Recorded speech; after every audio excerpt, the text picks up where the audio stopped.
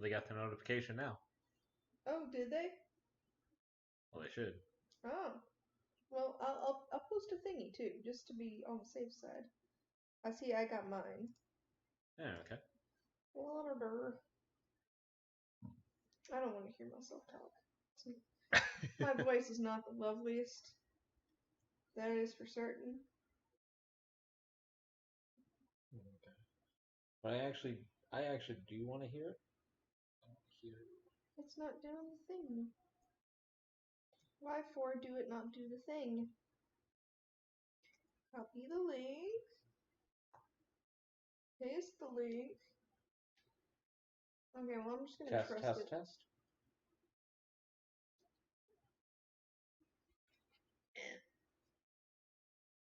Okay, a little soft, but doable. Should we plug in the mic after all? Or Now, the reason why I unplugged the mic was my worry was if we had that microphone plugged in, we're gonna get the feedback from the audio.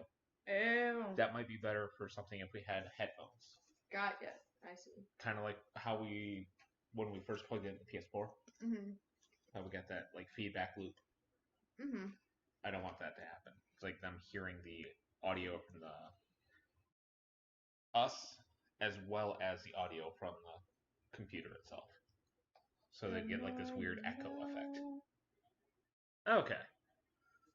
Oh, I'm gonna turn down while I'm on here. There we go. Hello, Danny. Danny, what to do? Guess what? We're gonna do some more cringe. Yep. And not all of the tech is working the way it should, so there's going to be a few peeks behind the curtain to the setup on the display. So, Yeah, this is what happens when we try streaming in oh crap. a different setup. Yep. Especially since I know nothing about actually streaming myself, so Yep. I'm kind Considering of I just showed the YouTube stream thing. Oops. the biggie. Ba-ba-da. But as you can see, we have back with us today The transform scary crime. grandma woman. Scary grandma woman, is that the best title? I don't fucking know. There. I love you. But yes, it's the transformed wife, and there's a reason we brought her back today. It's because I've been fighting with her on Twitter. Not, it's a one-sided fight. Let's be very clear here. I don't got that much clout. It's basically started because I saw Mr. Atheist responded to a tweet of hers, um, saying how, oh, apparently Mr. Atheist has a problem with what I have to say. Well, he should know that I'm Mrs. Christian, and we're just not going to see eye to eye, or she said we have nothing in common. That was what she said. So,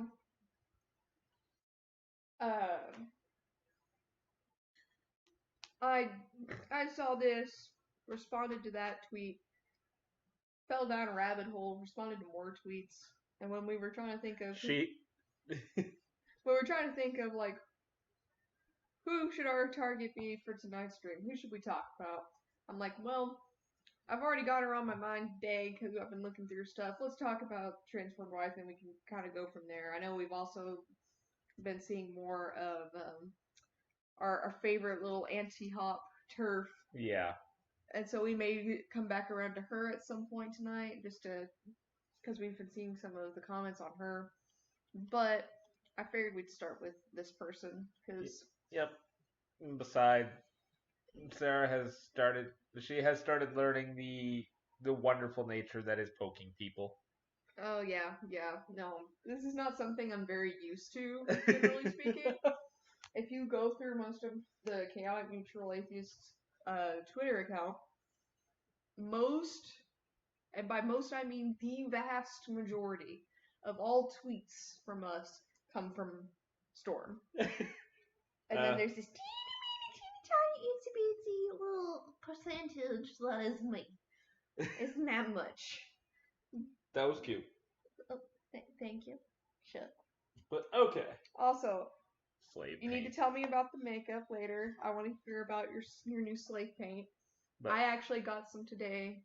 Got some of Wet n Wild's Pac-Man collection stuff. Mostly, I basically just got the cherry today, the lip balm, because it Okay. looks like the Tony Moly stuff. I'm But that's gonna beside the point. I'm gonna let you control this video.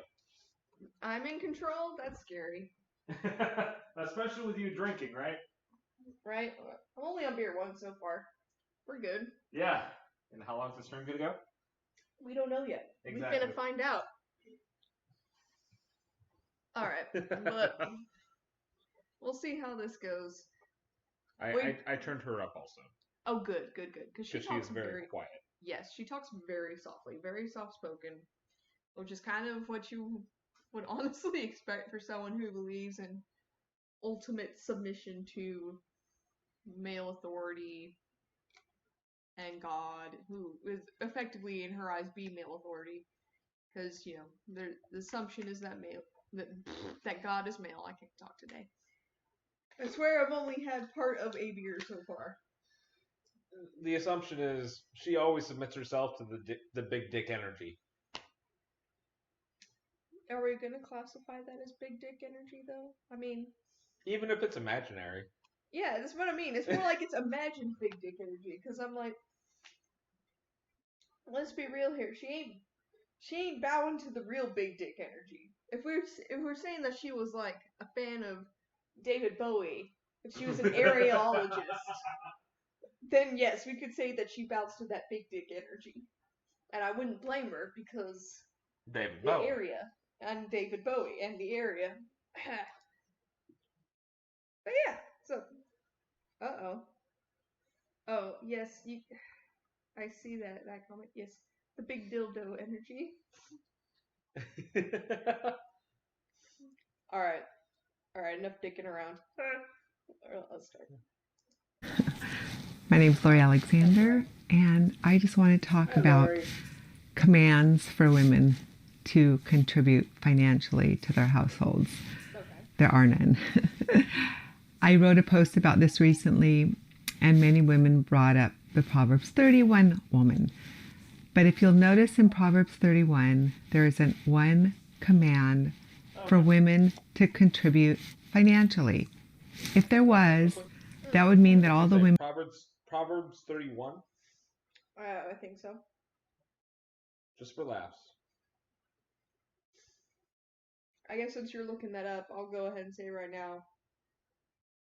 We already kind of saw a little bit of this earlier.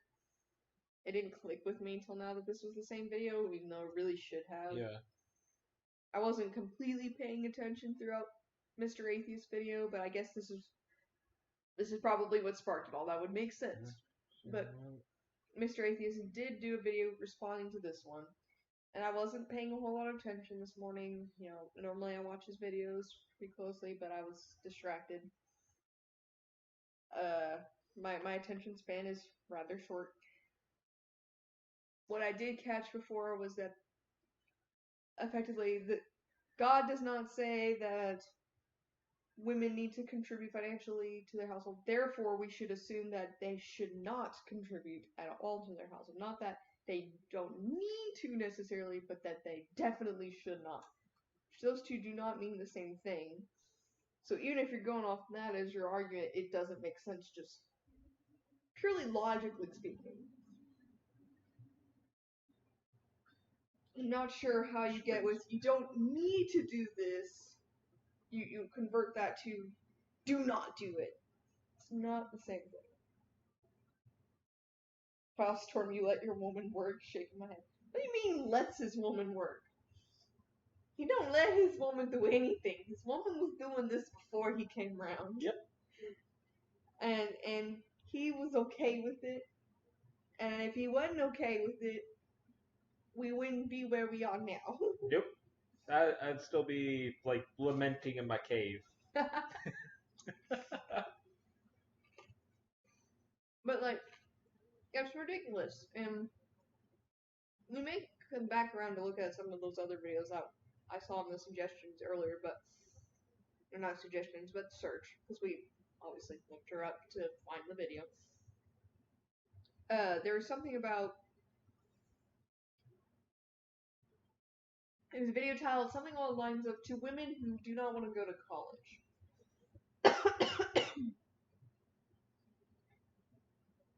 And I already kind of have an idea about her views in college because we saw her video, men like debt-free virgins with tattoos, and so in her eyes you shouldn't go to college because you'll get debt, which isn't inherently true. I went through college. I mean, I have a general associate's degree, I have a bachelor's in psychology, and I have my associate's in nursing. I do plan to go back at some point to get my bachelor's in nursing. But as of now, I do not have any debt. So, like, debt-free virgins with no tattoos. Tattoos don't give a damn. Virgin is neither here nor there. Yeah. But debt-free, there's an obvious attraction to that. Yeah, and there is, but that doesn't necessarily mean, like, I think that depends on the circumstances as well. It also depends on what kind of debt. Right, exactly, that's what I mean. Like, for me, my debt's a house. Right. If it's something like that, or college, student loans, for a lot of people, student loans are going to be a thing. You're going to have student loans to get the degree that you need in order to get the job that you want. And you need to get that job so you can get money, because we can't all just rely on our dad and then our husband to support us for all of our lives. That's not feasible. If I had waited that long, I'm pretty sure my parents would have been. It would have been fine if I had stayed home as long as I was working. That was pretty much the idea. It's like we're fine with you living with us, but you need to at least kind of pay effectively rent. And for them, rent was still very cheap, like way cheaper than you would reasonably expect anywhere else. Oh yeah. But they expected some form of contribution, and reasonably so, because having more people in your house that you can take care of is going to cost you money. And when you have one of those people who can be working, who can have a job, who can contribute, then yes, they should, regardless of whether they have a penis or a vagina. That doesn't affect your ability to work. Yeah. And it shouldn't. And Proverbs 31, for the most part, seems to be about a poem of a very hardworking woman. Like, for example, this one. She considers a field and buys it. Out of her earnings, she plants a vineyard. Mm-hmm. Yeah, that is kind of familiar now that you read it. She makes linen garments and sells them, and supplies the merchants with sashes. Yeah, and I do remember this, and it also has that she watches over the affairs of her household. Basically, it'll just list.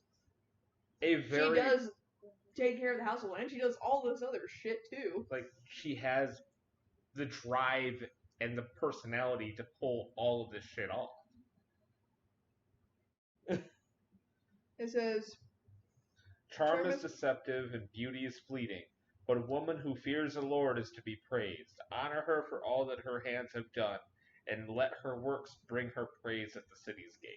Yeah, and so, sorry, transformed wife, but it may not command that a woman contributes, but it does say,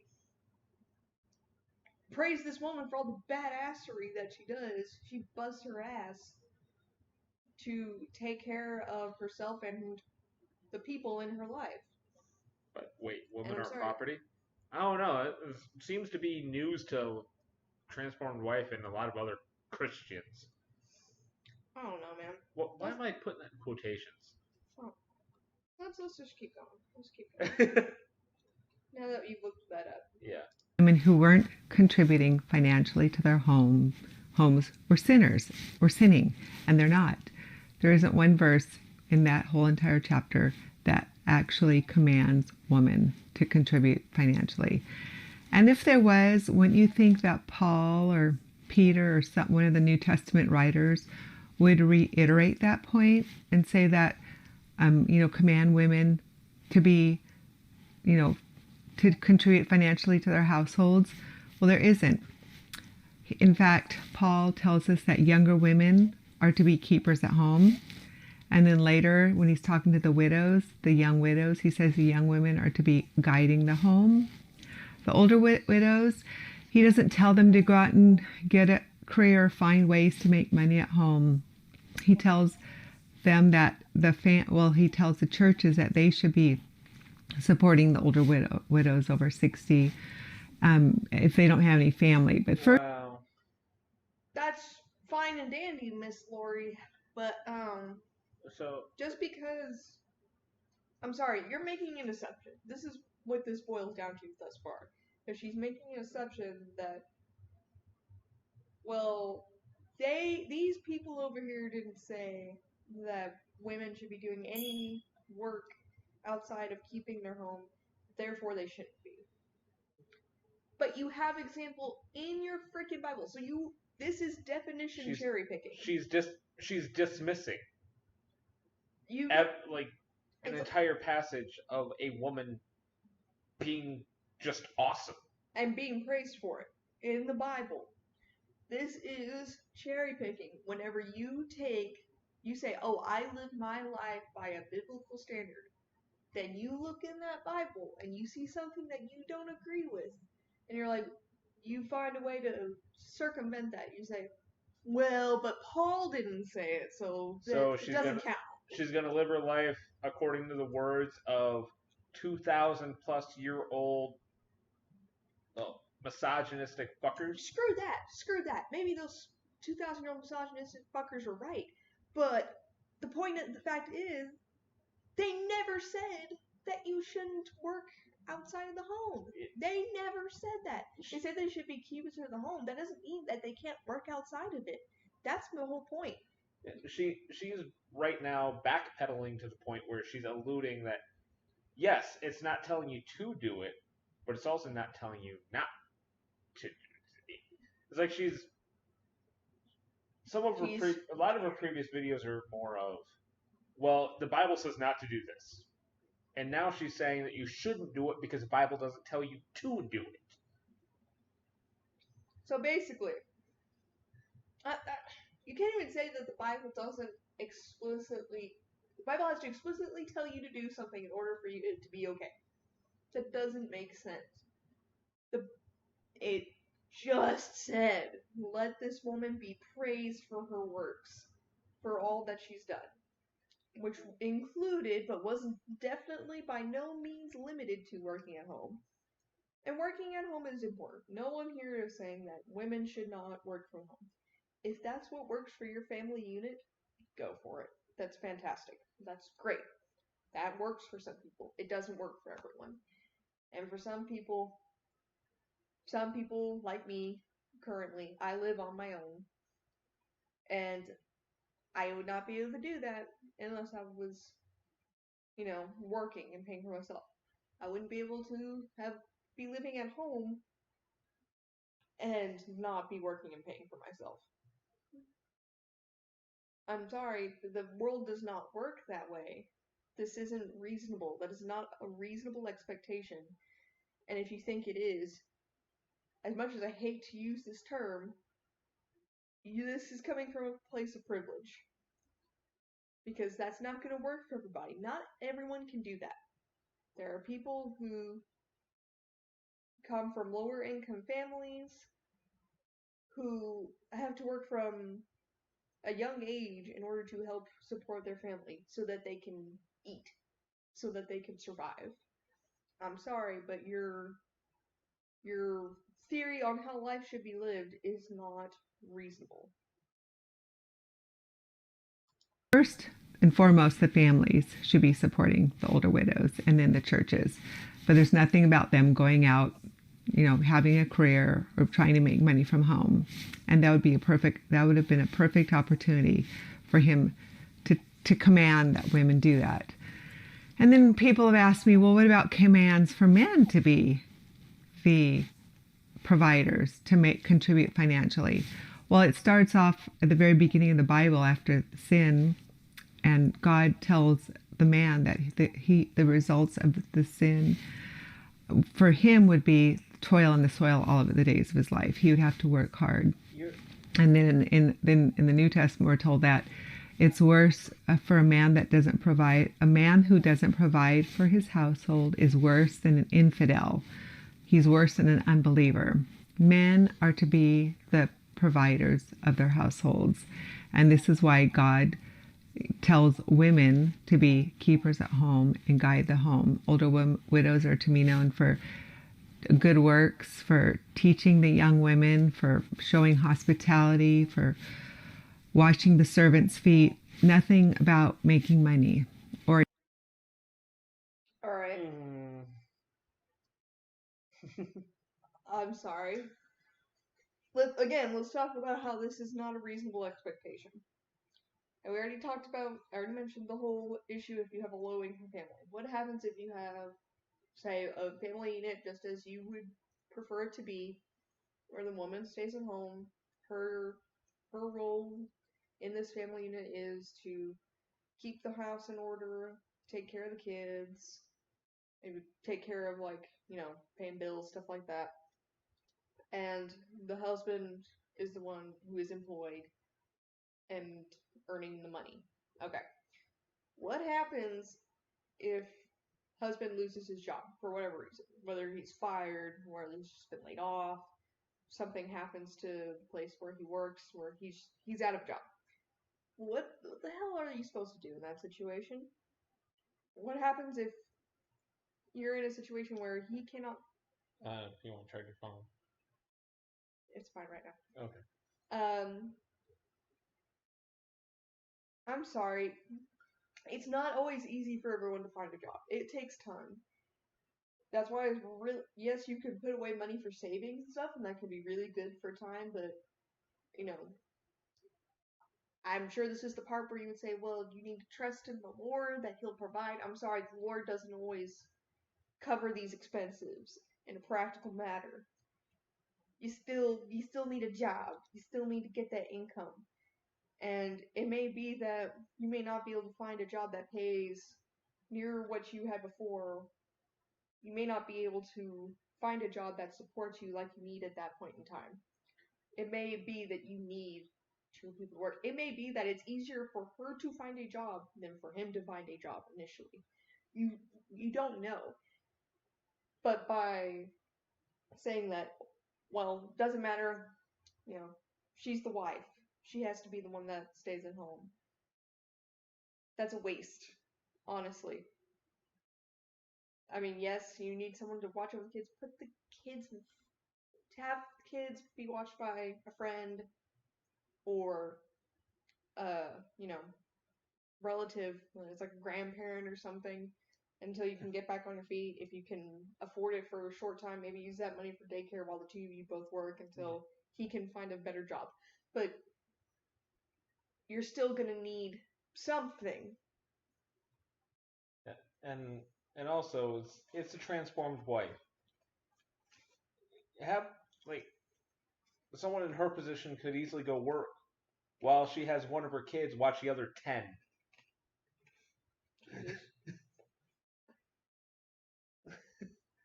But no, in what she was saying about the churches are supposed to provide for the widows or whatever when they get up there in age. Like there's a guy at work, Seth. I showed you. He was talking about how I want to say it was his grandmother. She went to the same church. She paid her tithe to the same church for decades. She asked for help on her electric bill, and they said no. Yeah, that's gonna be what it boils down to. You want things to be run by how God, I say that in obvious air quotes here, God says it should be run. But the fact of the matter is, you're in a world full of people, and people are not God. Nope. And you can't rely on other people all your life. To some degree, you will have to rely on them, but if you're wholly reliant on someone else for everything, whether it's parents, husband, the church, whomever, you're going to be put in position at some point where they cannot or will not help you. And then you're screwed. Yep. And also, with what Danny said, I'd like to be a stay-at-home wife if I could. Yeah, and those the lesbian married couple also want to as well. Yes, that was funny. There was when I was looking through Twitter responses to her tweets, there was one poster who was lesbian saying like, that sounds pretty great. You know, me and my wife can stay home. I guess the church is gonna provide for us, so cool beans. Like, where do we pick up our check? Kind of thing. Like, hilarious. It's awesome. But of course, this transformed wife doesn't believe that gay and lesbian couples should be together in the first place. So yeah. But yeah, wait, what if I'm an infidel that doesn't work? Instant hell? I mean, we're in a country that's run by religious fanatics, so Maybe this is your hell. yeah.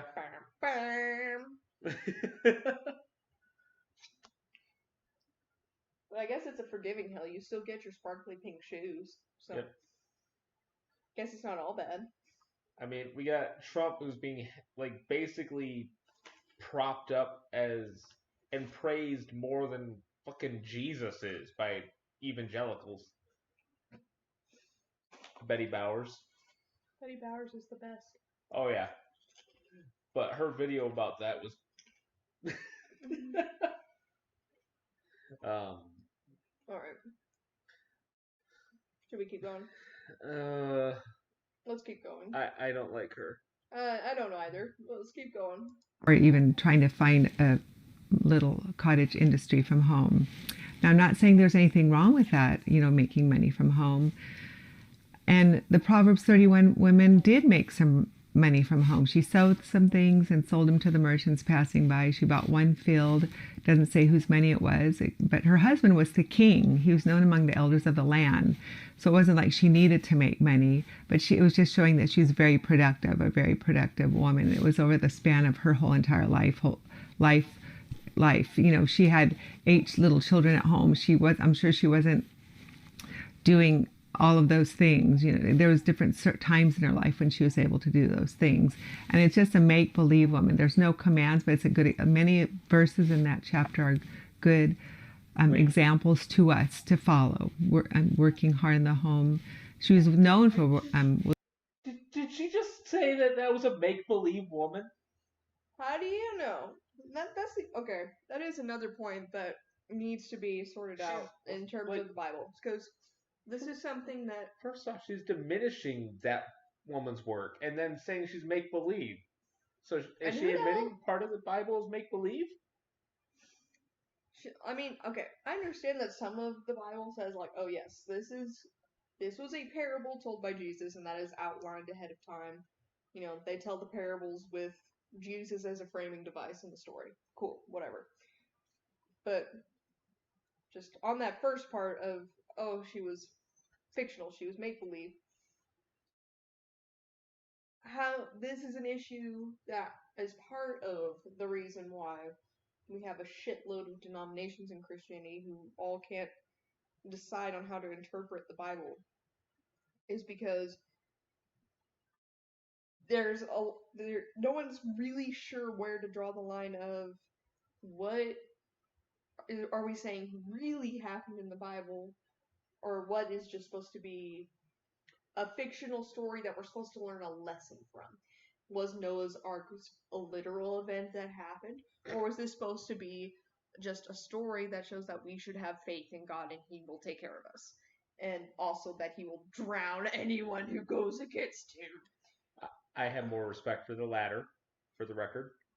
I do too. But that is a problem. That is an issue where you want something that's explicitly stated one way or another. Because otherwise you do have the people who say, well, no, it's just a parable, and then you have Ken Ham. Oh, God. And Kent and Kunthoven. Language. I'm. He's attacking Rachel Oates. That's true. He's attacking the sweetie pie cinnamon bun herself. I don't appreciate that. Rachel Oates is adorable. Protect her at all costs. I mean, don't get me wrong. She can fend for herself just fine. I'm just saying. She says, "Let's have a giggle." I know, she's so cute. Oh my god, I want to adopt her. And I like her makeup because she's really pretty. And I could play Risk with her.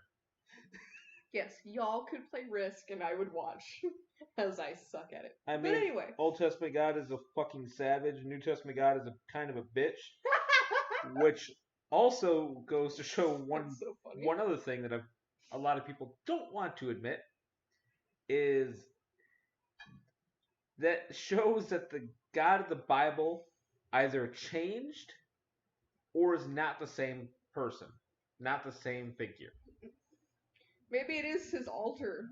Weren't we talking about how he's got multiple personality disorder? Who knows? But yeah. So I think this is part of the problem.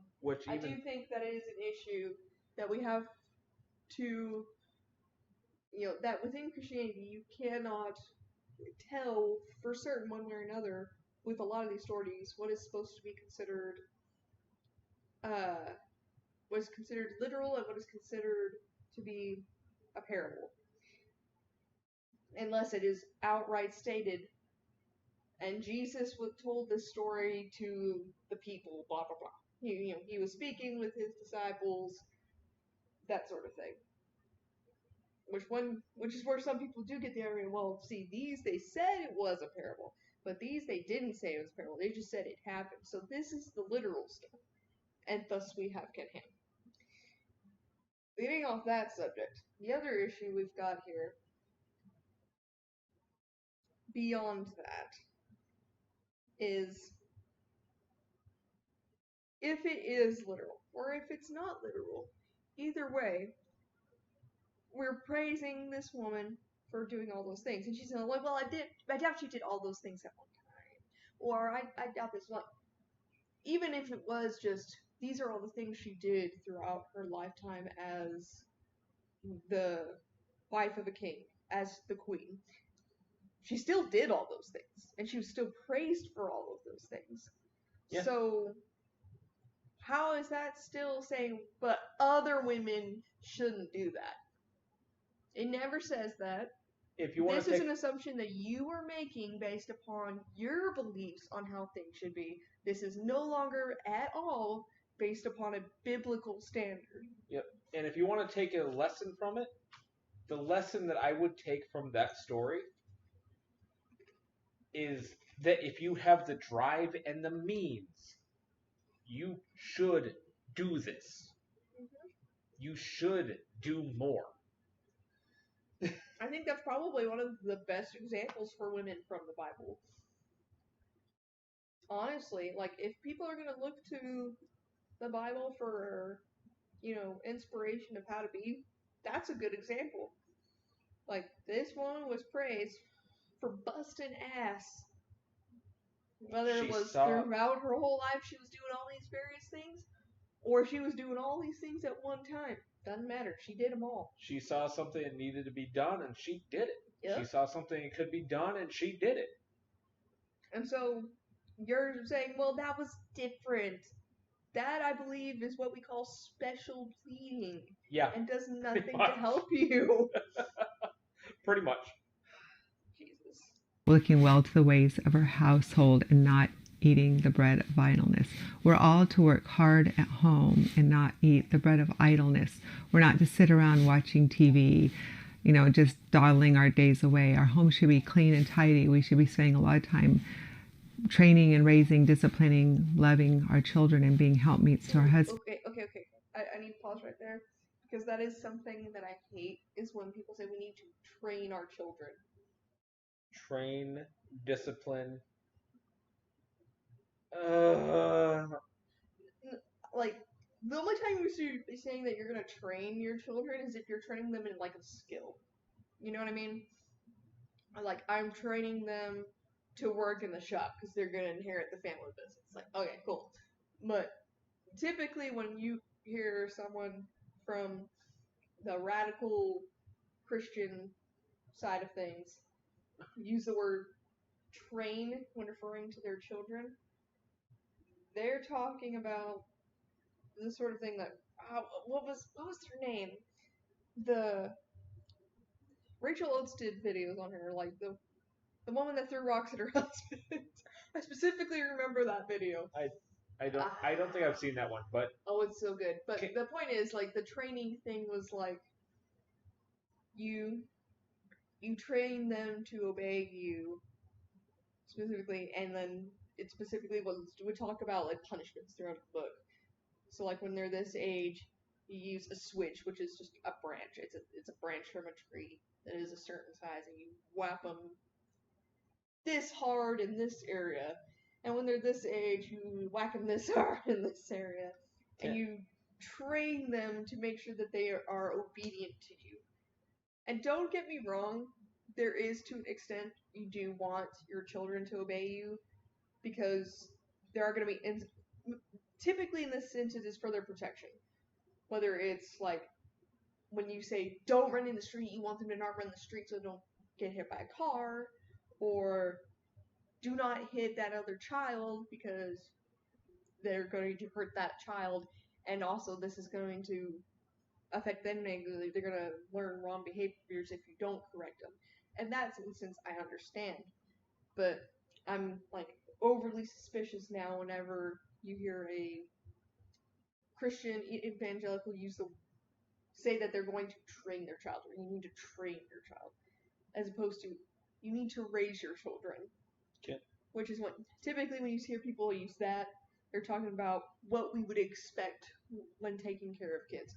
You're going to guide them as they grow to help them navigate their interactions with other people, with the world in general, and help them to become functional adults one day.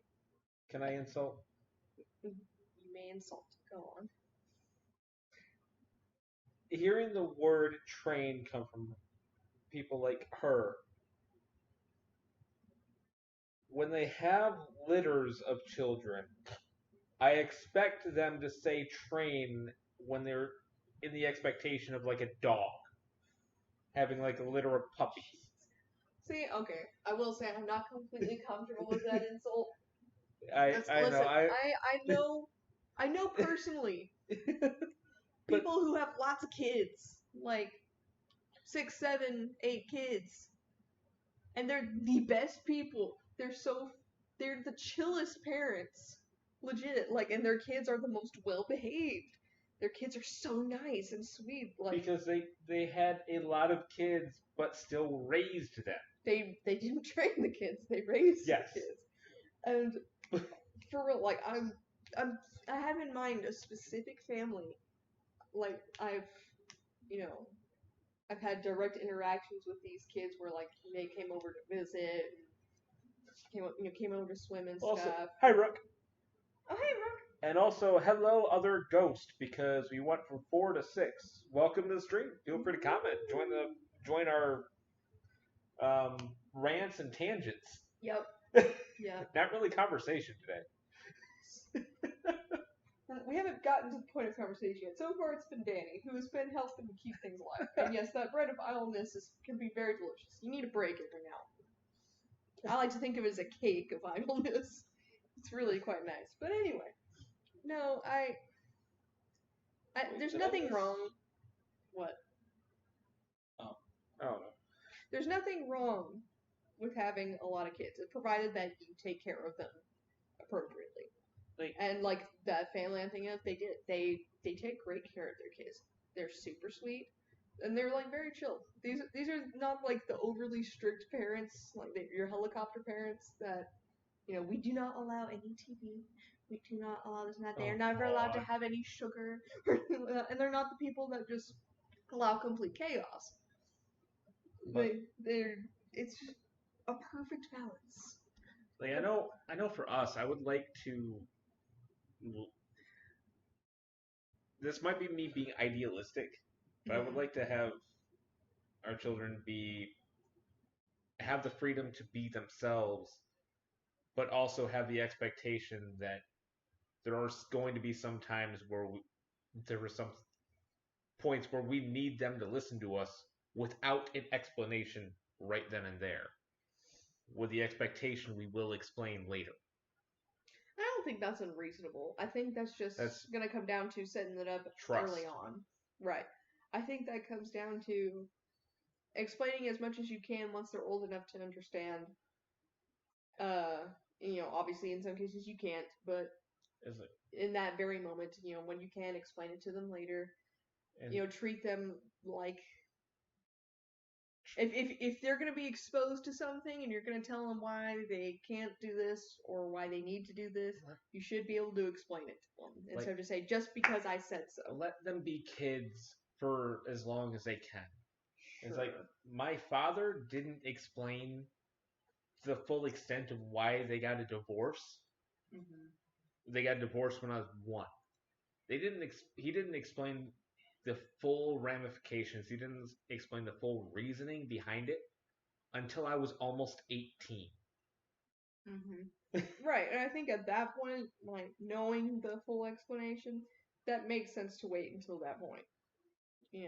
But like, my father is kind of my model for that one. Mm-hmm. As like, you have a reasonable expectation of when they're more mentally capable of handling the explanation. Yeah.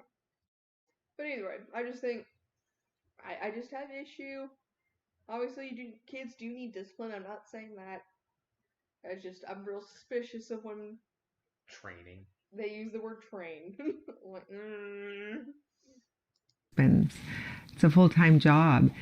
And if by chance, your children are older and you have time to make some money from home, then that's great, as long as you're not neglecting your most important ministry of being a helpmeet to your husband, a mother to your children, and a keeper at home working hard, looking well to the ways of your household.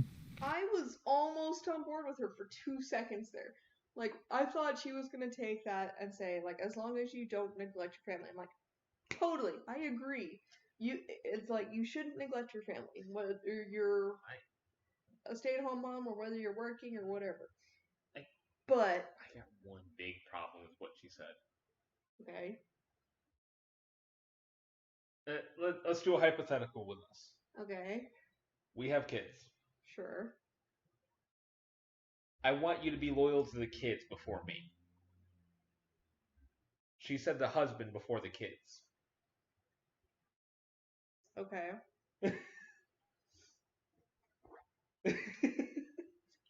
Yeah, I can see that. I think it would depend a bit, like...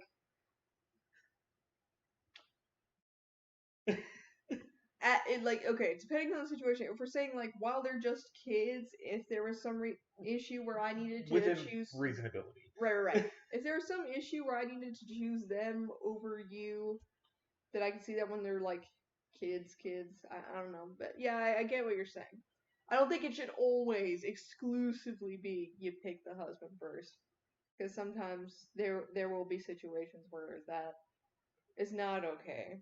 When, you have husbands who everything was great and fine and dandy whenever you got married and prior to that, but later on something happens, they may become alcoholic, drug abusers. They may become physically or emotionally abusive to you or your children. It may just not work out. It may become to where it's a toxic relationship that hurts the both of you and affects your relationship with your children. And so like, and something like that, if it becomes toxic, I want you to help the kids before you help me. Okay. Getting out. I'm all right. Okay, I can see that. I don't want it to turn into the bullshit that like Telltale was raised in. Yes. Yeah. That's what I was mentioning. Yeah. I get you. Okay. I forgot what I was gonna say now, but Sorry. It's alright. You had something you need to say. I've been talking a lot, so it's okay. But this one's more directed at you, anyways. Commands for women to contribute financially to their households. I mean, I don't understand why this is an issue, because we've already discussed how this is clearly not something where she can't even say that they tell you you should not work outside of the home. It just says that it commands you to keep your home. Okay, fine. You can do both. You can, as someone who lives alone, you can take care of your home and you can work a full-time job. Right. You may not be able to watch your kids the whole time at that point. That may need to be left up to the other parent for a time, or you may need to have them be babysat, put them in daycare for a little bit. And this is coming from someone who's not a big fan of daycare personally, but it may be necessary depending on the situation. Like, it may not be ideal, but it's still a resource that can be helpful. Right. Even if it's just for like a small period of time until. Anyway, but I don't see, even from her perspective, why everything has to be. No, women cannot, at the very least, should not do work outside of the home. She even kind of seems to talk against working from home. Initially, she kind of says like, "Well, I guess you can," but in the beginning, she does not. In the beginning, she takes a position saying you shouldn't even be working from home. Your work should just be taking care of the home. And that's fine for some people, but like I said, it doesn't work for everyone. It's not a reasonable expectation. Like, she's backpedaling in her own video. Yeah. She says a lot. You gotta, like, within... And her video is 6 minutes long. Right. Let's see, was there more to this? But no, there are no commands for women to contribute financially to their households. None. There was examples of women in the Bible who made some money, but there's no commands directly to us, thankfully, because I have not really contributed financially to our household for 34 years now. And if there was a command, I would have been living in sin, but I'm not. I know my husband's a good provider and that he's doing exactly what he's. And there it is. There it is, people. This is how I'm interpreting how people should live their lives. Because I don't want to say that the way I live my life is wrong. I'm clearly living the best life. Not just my best life, but the best life. And if you're saying that I'm wrong in any capacity, even if it's just, it's wrong, it's not right for everyone, well, that just can't have that. Híjole. She's replied on Twitter to a few comments calling her a leech, hasn't she? Probably. I'm not even paying attention. 34 years without any contribution to the home except. I mean, my mom is the homemaker in the house, but she did work when they needed to, when they needed that to be the case. They weren't always able to do that. They only did that when, one, they were able to do that.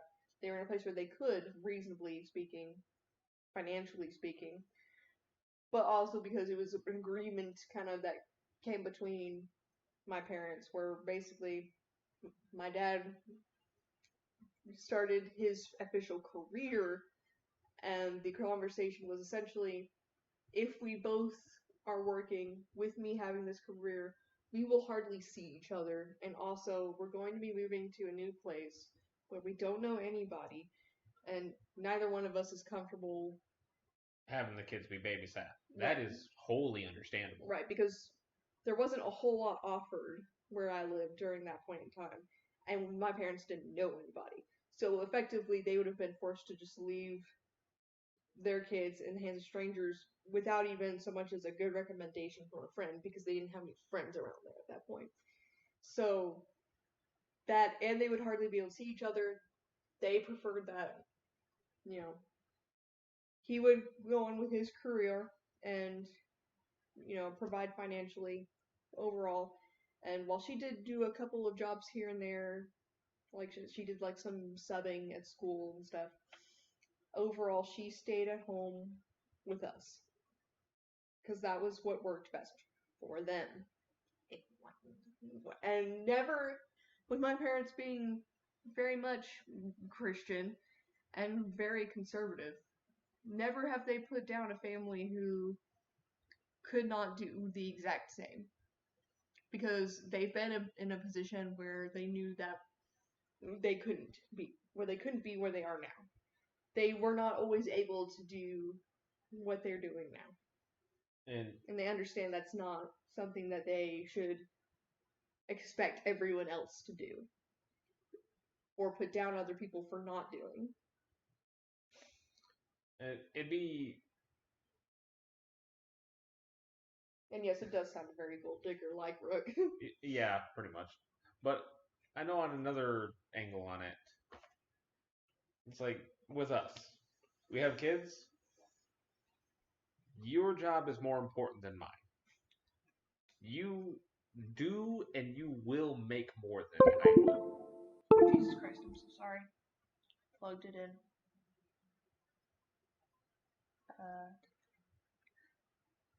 Oh god, I broke your computer. Yeah, it's fine. Sorry, we're using my computer to charge your phone. My phone died. I'm sorry. But it's like when it comes to watching the kids, first one to stay home is gonna be me. You got this. I trust you. I'm sure you will do well with that. And like I have. Okay, make your shut phone up. shut Shut up, up, now. computer. We're not even moving it now. I don't know what its problem is. But Okay, never mind. Shut the fuck up. Fuck it. No, we're not doing this. Okay, 1 sec. God, that's freaking annoying.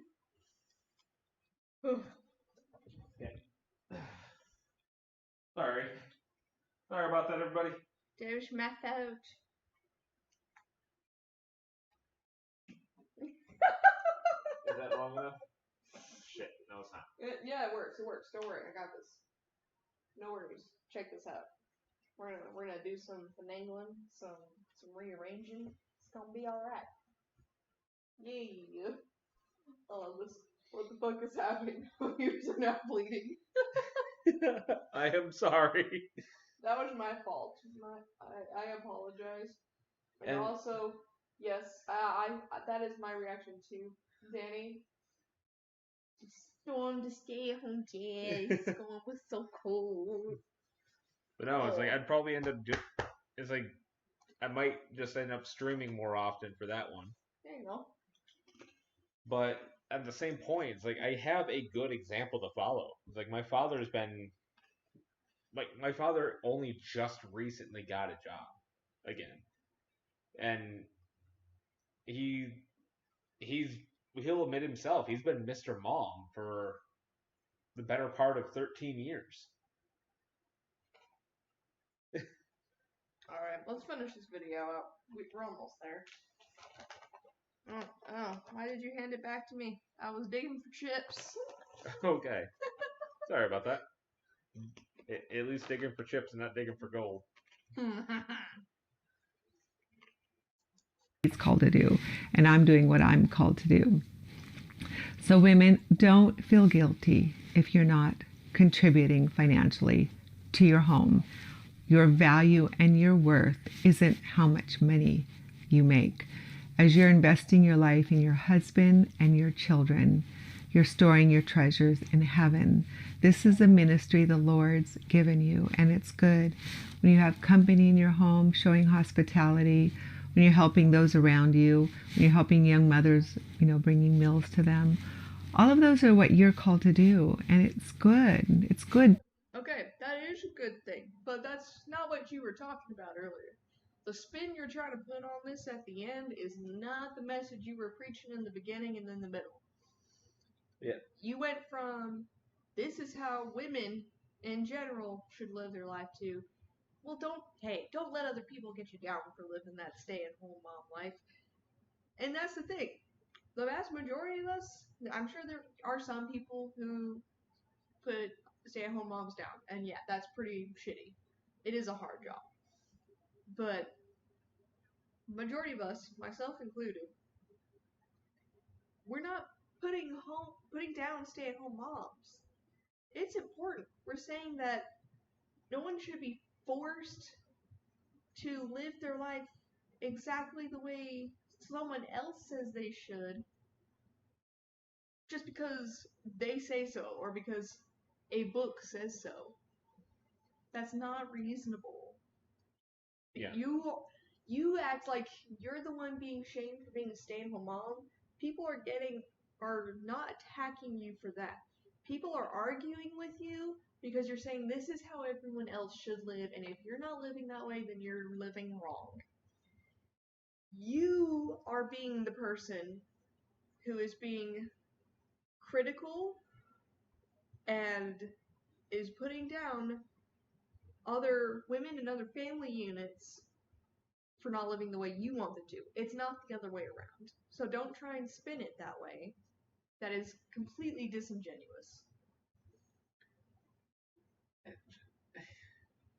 And now I need another beer. Your turn. you get angry at her for a second. Like, I'm more angry at her for the same exact reason. It's like she's listing the husband always before the children.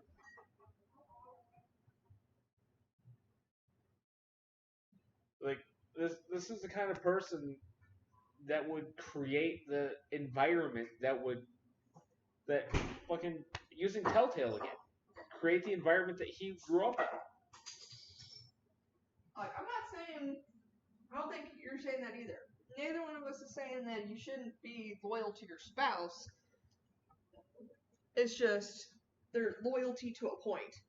At some point, if there's a reason why you should not be loyal anymore, there shouldn't be unconditional loyalty, is what I'm getting at. Part of me wants to search her catalog to see if she actually does put a point in there.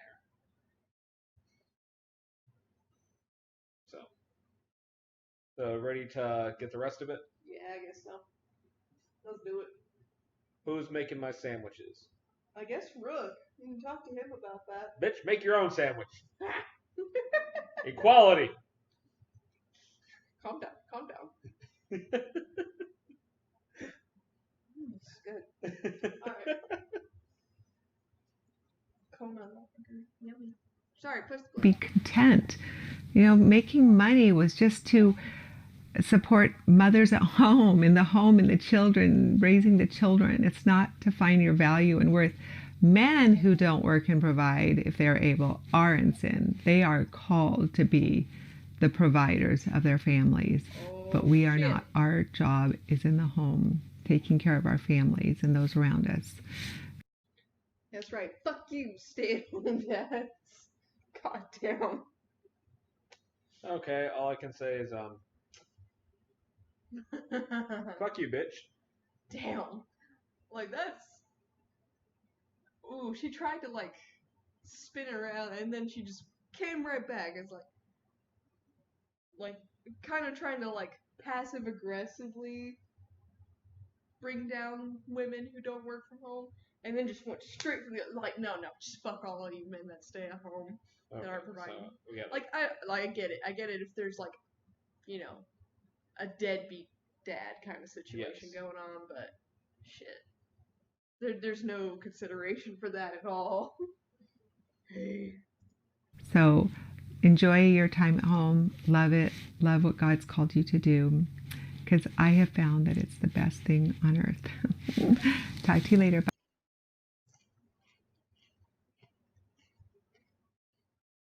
What works for you will not work for everybody. Yep. For one. For two, fuck you, bitch. We just outlined an example where Sarah makes more than I do. And if one of us has to stay home to take care of the children, it's going to be me. Don't get me wrong. I've kind of gone back and forth on this issue. I've thought about it, and it's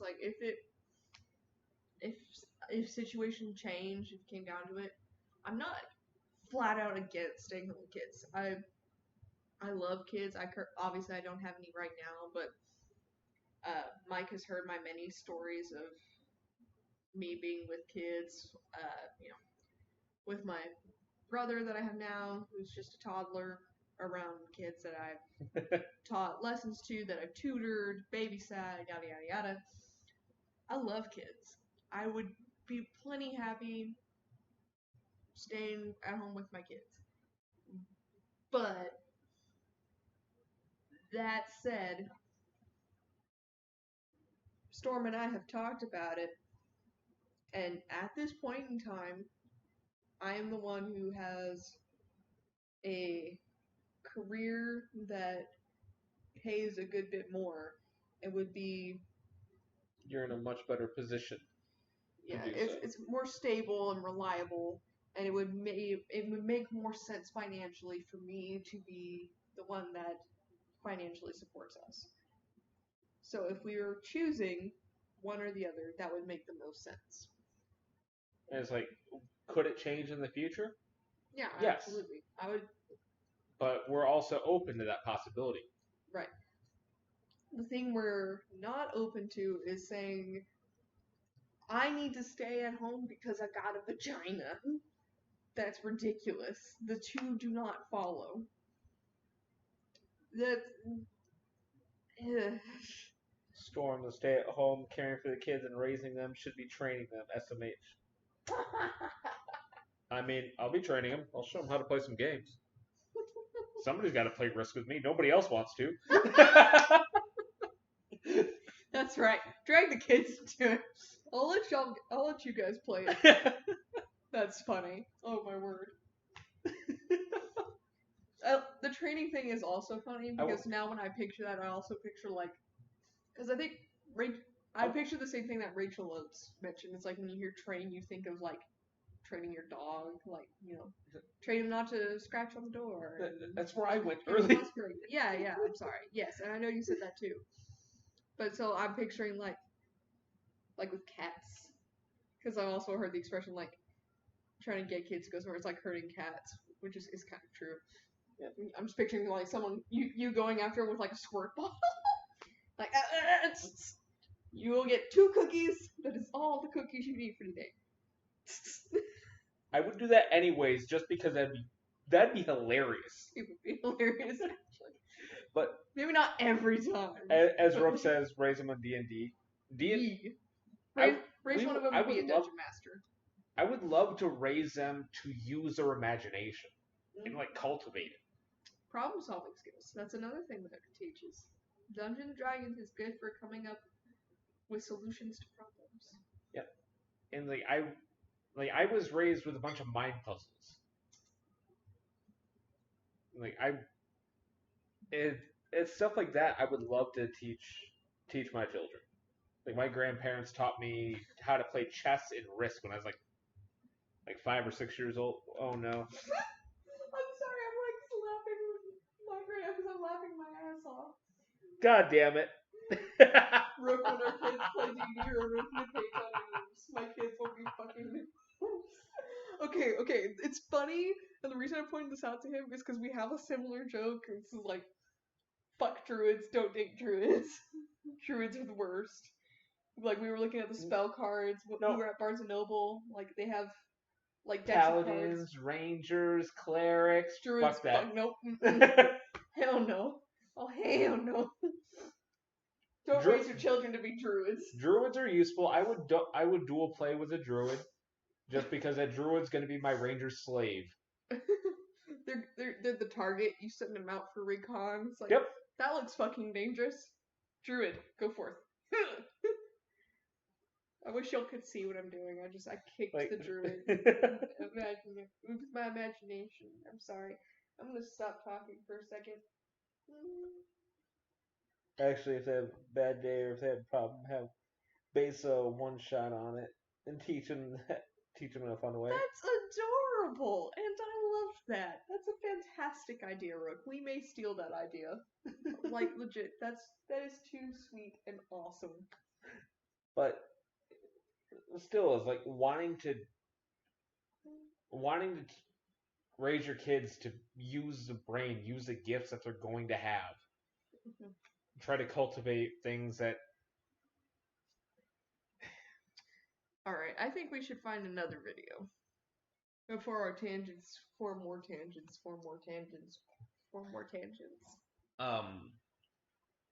But I would love to raise our children to be basically jack of all trades. Yep. Okay. Sorry. I'm trying to change the subject because Okay. you know so what happens if we start getting tangent, on tangent, one. tangent, Yes. tangent, tangent, tangent. Oh, her fucking banner is a kitchen. That's kind of funny. It's a very lovely kitchen, to be fair. It's even got a little tea kettle on it, like a stainless steel tea kettle. Alright, why didn't feminism hook me when I was young? I don't care. Fearful for your children's future. Bum bum bum. Can people see Jesus in you? I would hope not. That sounds really freaking creepy. That sounds like some skinwalker shit. For women contemplating an affair. Addressing the negative 1-star reviews on my new book. I'm a little curious on that one. Are you a slave to food? Yes. So good. Food is amazing. I need it to live. Yeah, it's kind of necessary. And also, it tastes good. Your work is at home, women. Marrying off our children. That I want to know about. Wait, what? Marrying off our children. It's in the bottom of our screen right now. Oh, jeez. Oh, crap. There, I just opened that one up. Oh, you opened another window. Yeah. Sorry, I was confused for a second. I'm... Don't take your fertility for granted. Oh my god. Oh my god, that's... Oh, we need to react to that one. Peeling a hard-boiled egg in a few seconds. You know what? Actually, that's a fucking important skill. I will. If you can do that in just a few seconds, then props to you, like legit, because Does she pray and just like?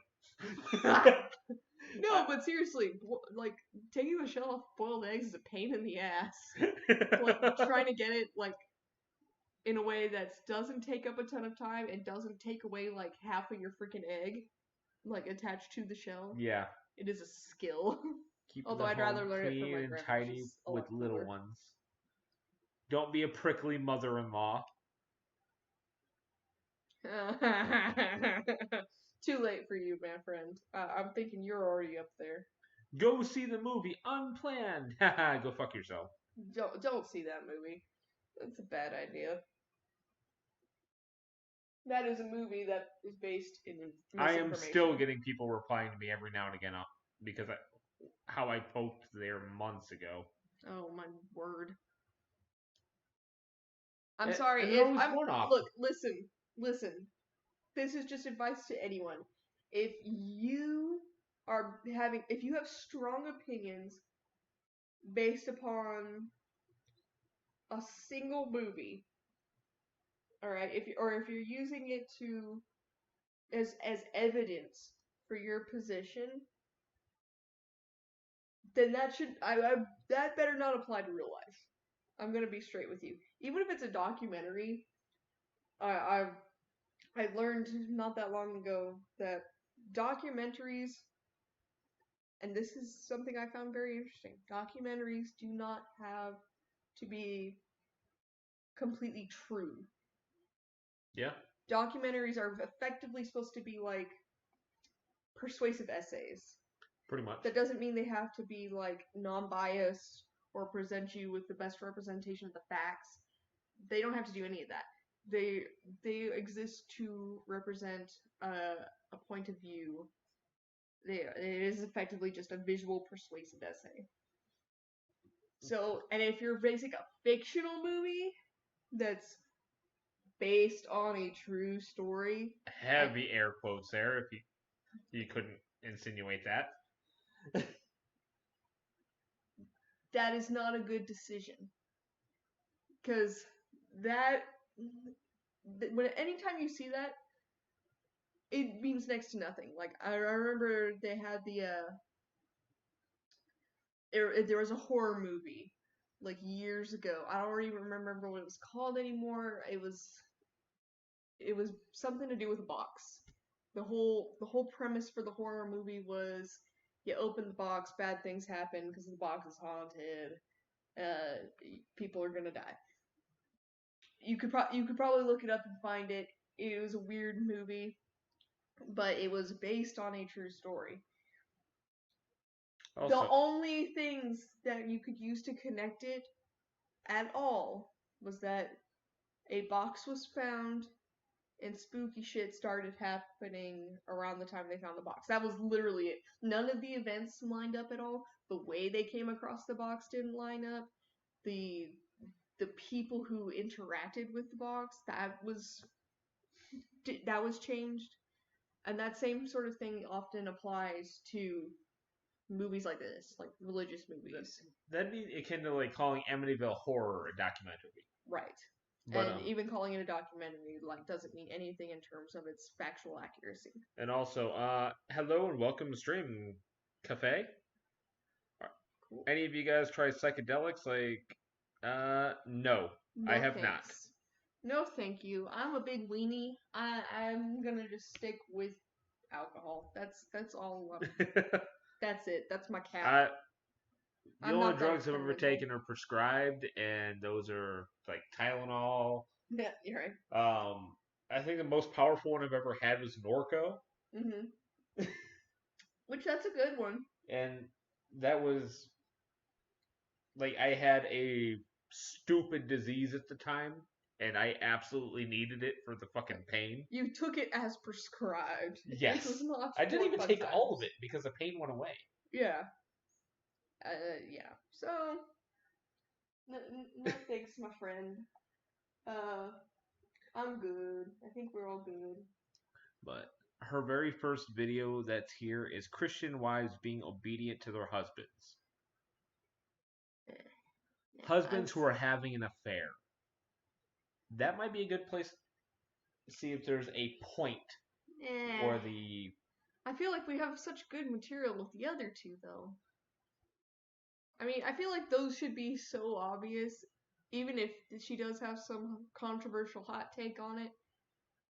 Like, what's the point of even talking about it? Don't have affairs. Just don't. If you're with someone, it's not working out, you want to see other people, break it off with fathers to make their sons tough. That's probably just going to piss me off. I think I'm going to have some words for that one. I'm afraid.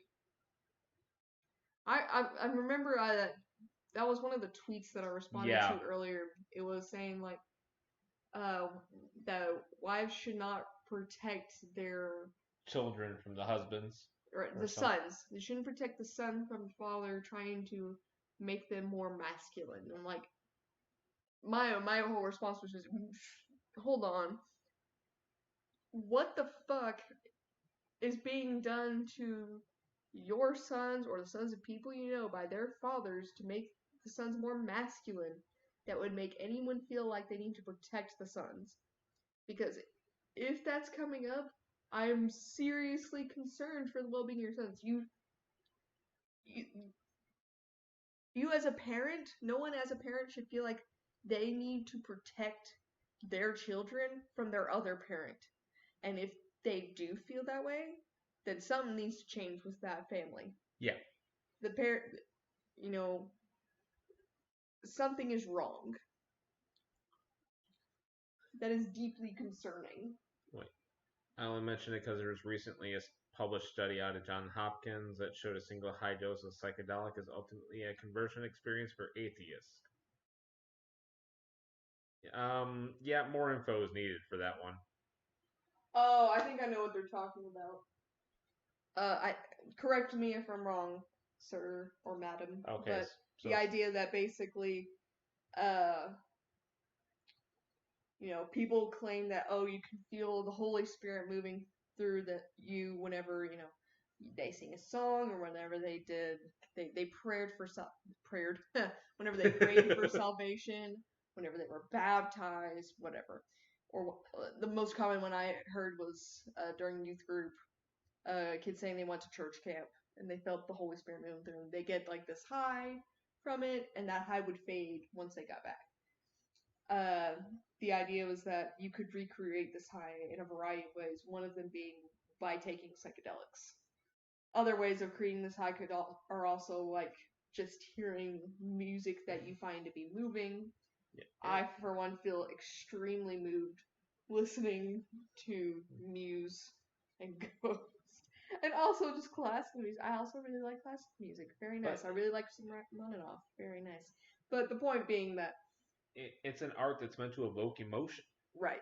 It's the whole idea though is just basically that you can experience the high that supposedly comes from interacting with the Holy Spirit by doing things that are just completely, they're not in any way supernatural. also, you're right. Boom! Yeah, I got it. I understood. But the problem with that one is it more comes down to the human mind is a wonderful. God damn it! But but no, the human mind is wonderful. You already have them Are- pulled up, so I'm gonna just. God damn it! Go on. Go on. It's fine. Just keep going. They can see you type it. I know.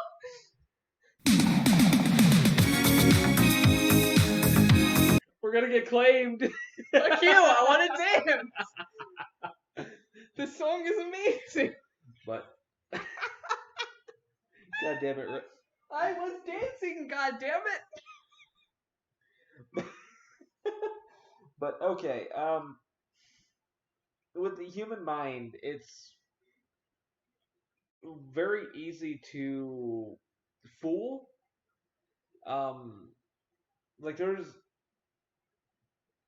a lot of studies where doctors actually try to test prayer. They try to test the out of body experiences to where I want to say in certain hospital rooms they have little items hidden that should be visible to somebody who is having a legitimate experience.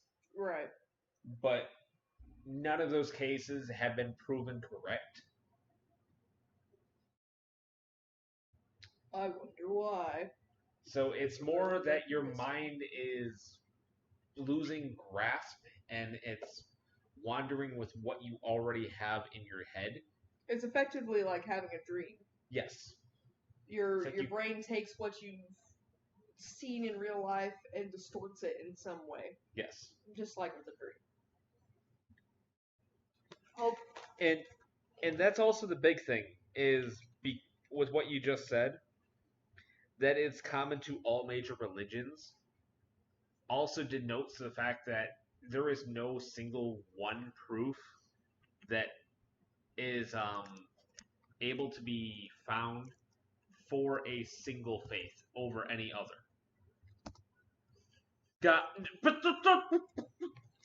I see what you. No, he was requested. It was requested. It's not just me this time.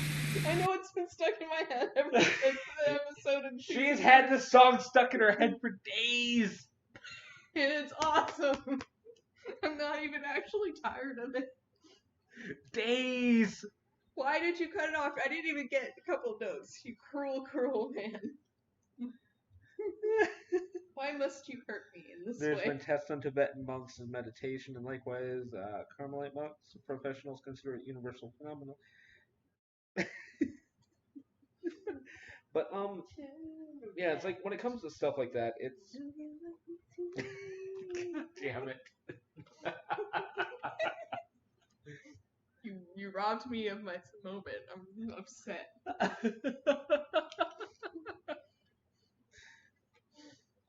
But yeah, because it works for every major faith, it takes away any credibility toward any single faith.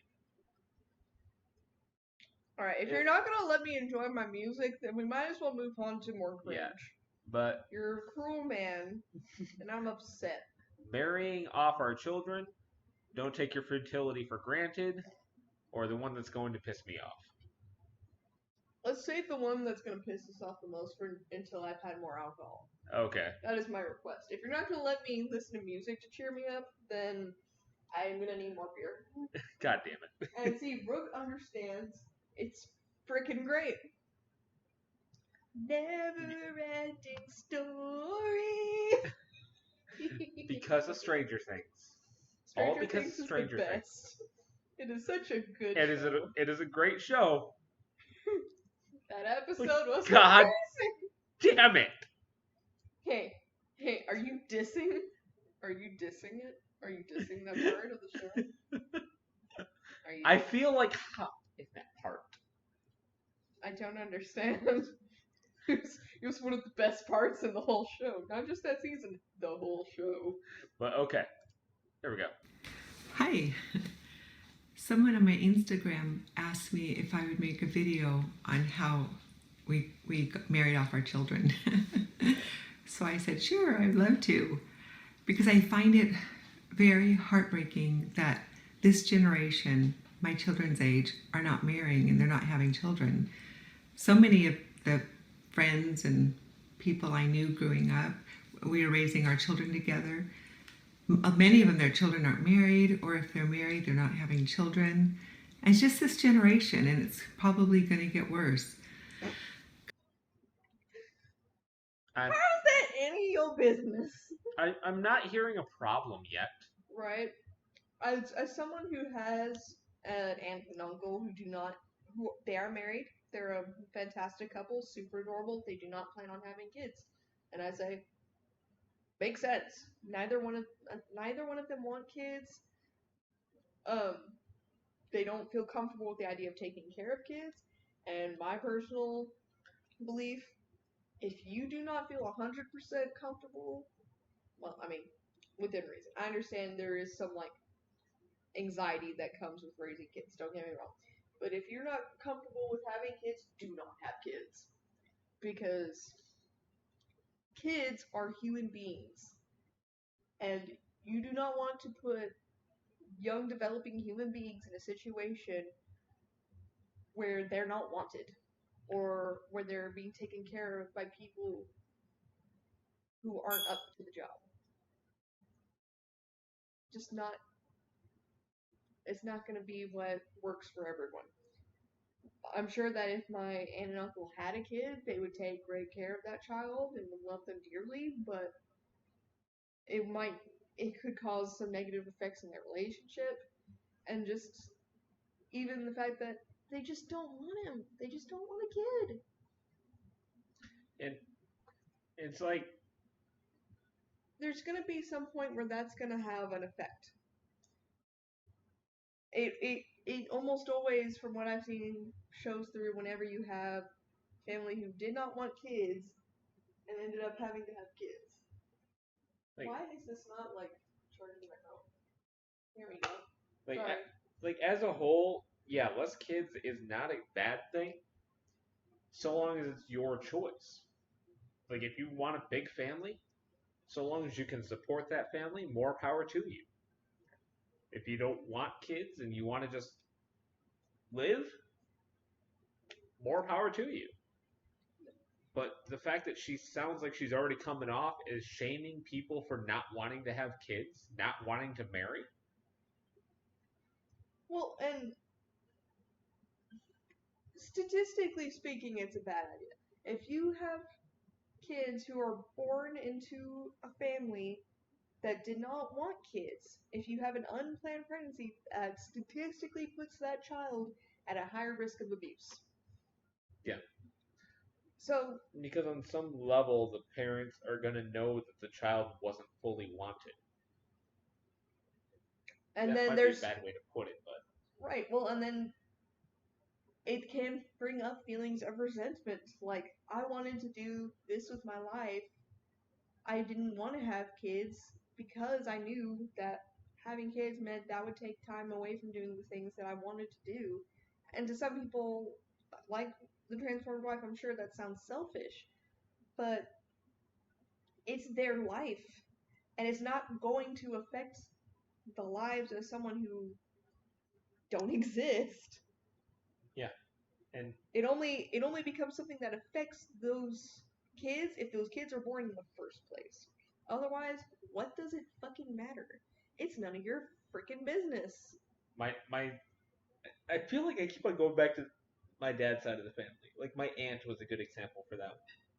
It's like I'll use both my aunts. my aunt who's married my uncle, so she married into the family. They didn't have children until they had both gotten to a place in their life where they were ready. She achieved some of her dreams. She got some championships with doing barrel racing with the horses. Oh, awesome. And it's like it was after that they were settled, after they did some of what they wanted to do, that they actually settled down to have children.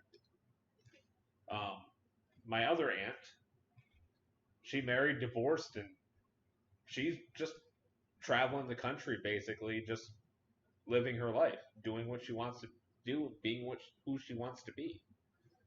And ultimately, I think that really is the best way to do things for another reason. If you allow people to pursue the things they're passionate about, they're more likely to advance in those things. Because if you're forcing someone to do something that they're not passionate about, chances are they're not going to have the drive and the innate desire to go further in whatever it is. But if you allow someone to pursue what they're passionate about, they're a lot more likely to achieve great things in whatever it is that they're doing because they have an innate desire to do it. Not because they're told that's what they should do, not because that's what they feel obligated to do, but because it's what they want. And that's how you get scientists who are just, people who are just so interested in learning about the human body and learning about diseases that affect the body. And then they become the people that come up with medicines that help us to get better, with vaccinations that help to prevent horrible diseases like polio. Like in some regard, you need some passion with science because you need some scientists in some regards to be stupid and take more risks than they should to get it more advancements. Because some, like the first catheter, I think, catheter or something, was a self-implanted device because like he couldn't get approved for something else. It's like, you know what? I'm going to show you it works by using it on myself. Jeez. But yeah, I mean, that's... Side note, happy anniversary. Oh, thank you. You are very easily distracted tonight. I see the time. I love you. But, no, absolutely. And the thing is, a lot of those people, those potential scientists that could come up with advances in medicine, advances in other areas of life, whether it's like technology that can help our environment or can help species of animals, or whether it's people who do like things like help in Habitat for Humanity, who do volunteer work, people who do whatever. Some of those people are going to be women. It's 50% of the population. Some of them are going to be women. And so you stifle progress based upon, well, I know you're like really passionate and interested in this area, and you show a lot of skill and promise and a lot of drive to learn, but you got a vagina, so you gotta stay home and have kids. Sorry!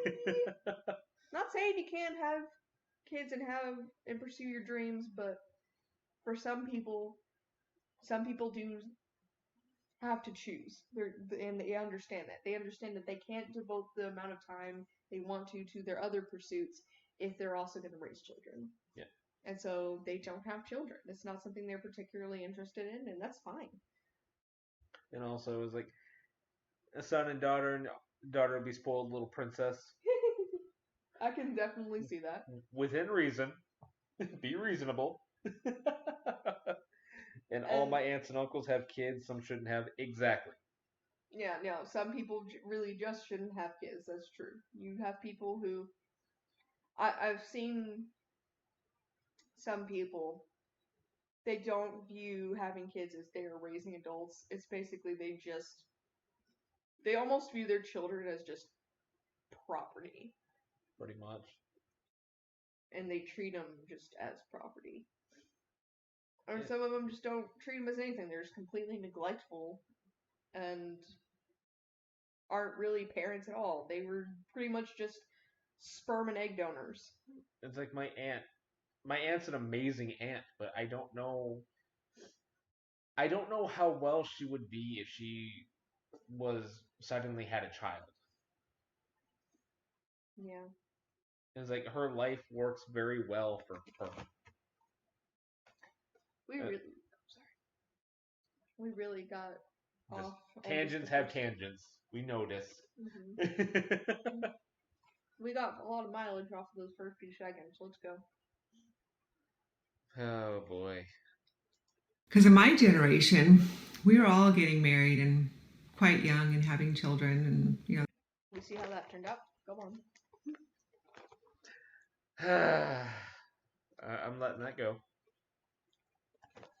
We were still doing it the way we're supposed to be doing it. So anyway, so she was asking, she has, I know people who have teenage sons and daughters and want to know what they can do to help their children find a spouse and marry.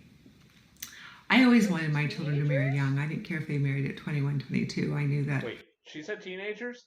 She said teenagers. We know people that have teenagers and are asking what can they do to help them find husbands and wives. At this point, teenagers should be finding themselves. Yes. Yes. Like, psychologically speaking, just yes. My dear woman, we really need to talk about Erik Erikson's 8 stages of development.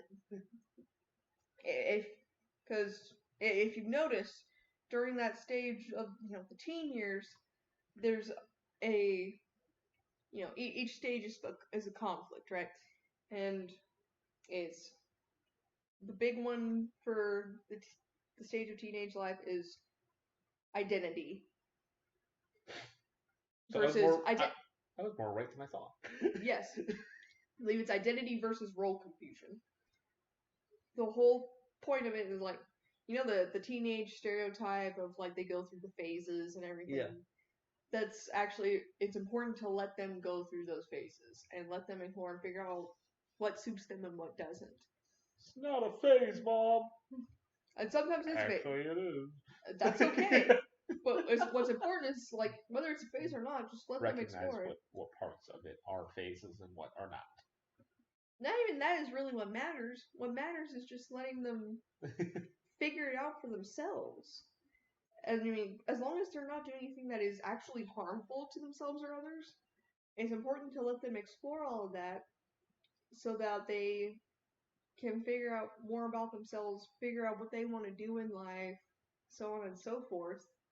Figure out what they want from themselves before they figure out what they want from a partner and who's going to work best with them as a partner.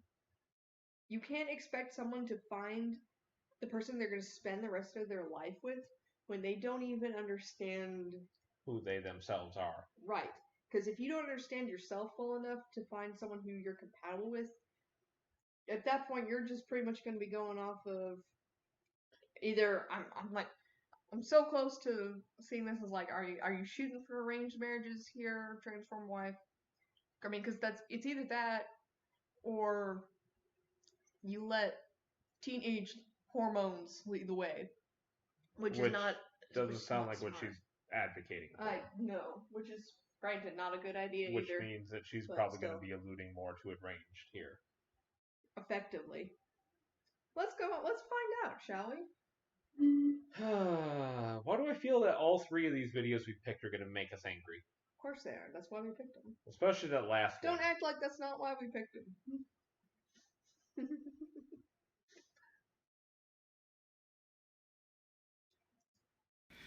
That was God's plan pretty much to get married when, they're young and healthy I think it keeps men out of trouble getting married young and having a wife.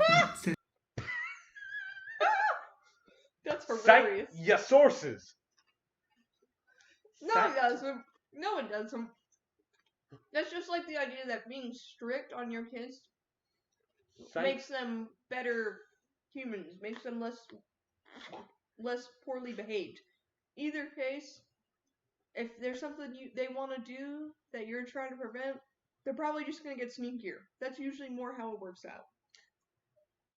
That's just how you elicit affairs, because you're going to get people who aren't happy in their marriages, and they're either going to have an affair because they feel like they're obligated to stay with the person they're married to, or you're just going to have a really unhappy, unhealthy marriage. Get out of here. Like, cite your fucking sources, for one. And for two,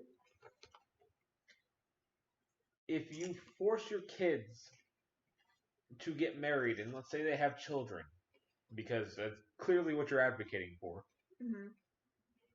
before they are financially stable, the children are more likely to take risks to provide for the family that you suddenly saddled them with. But no, Michael, no.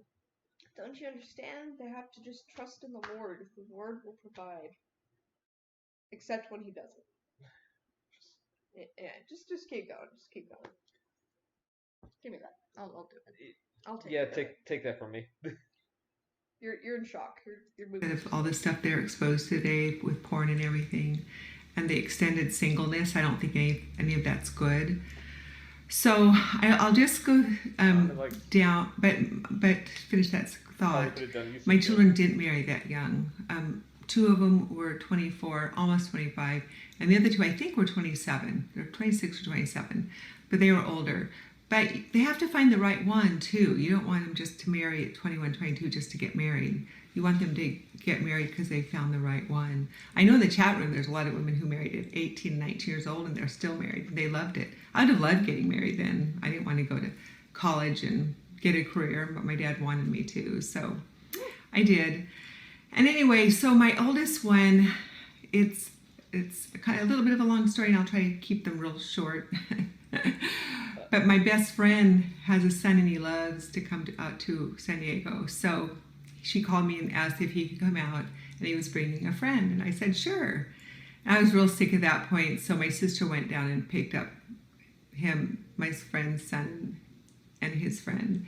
And my sister called, and she goes, Lori, did you see his friend? And I said, no, why? She goes, both my sisters wanted for their daughters, so I get in my car and go over there and pick him up, and he was tall and good looking and just a solid guy. He was young, I think, 18 at that point. Just had a firm foundation upon the Lord, was raised in a godly home, and I thought he'd be perfect for my youngest daughter. And he...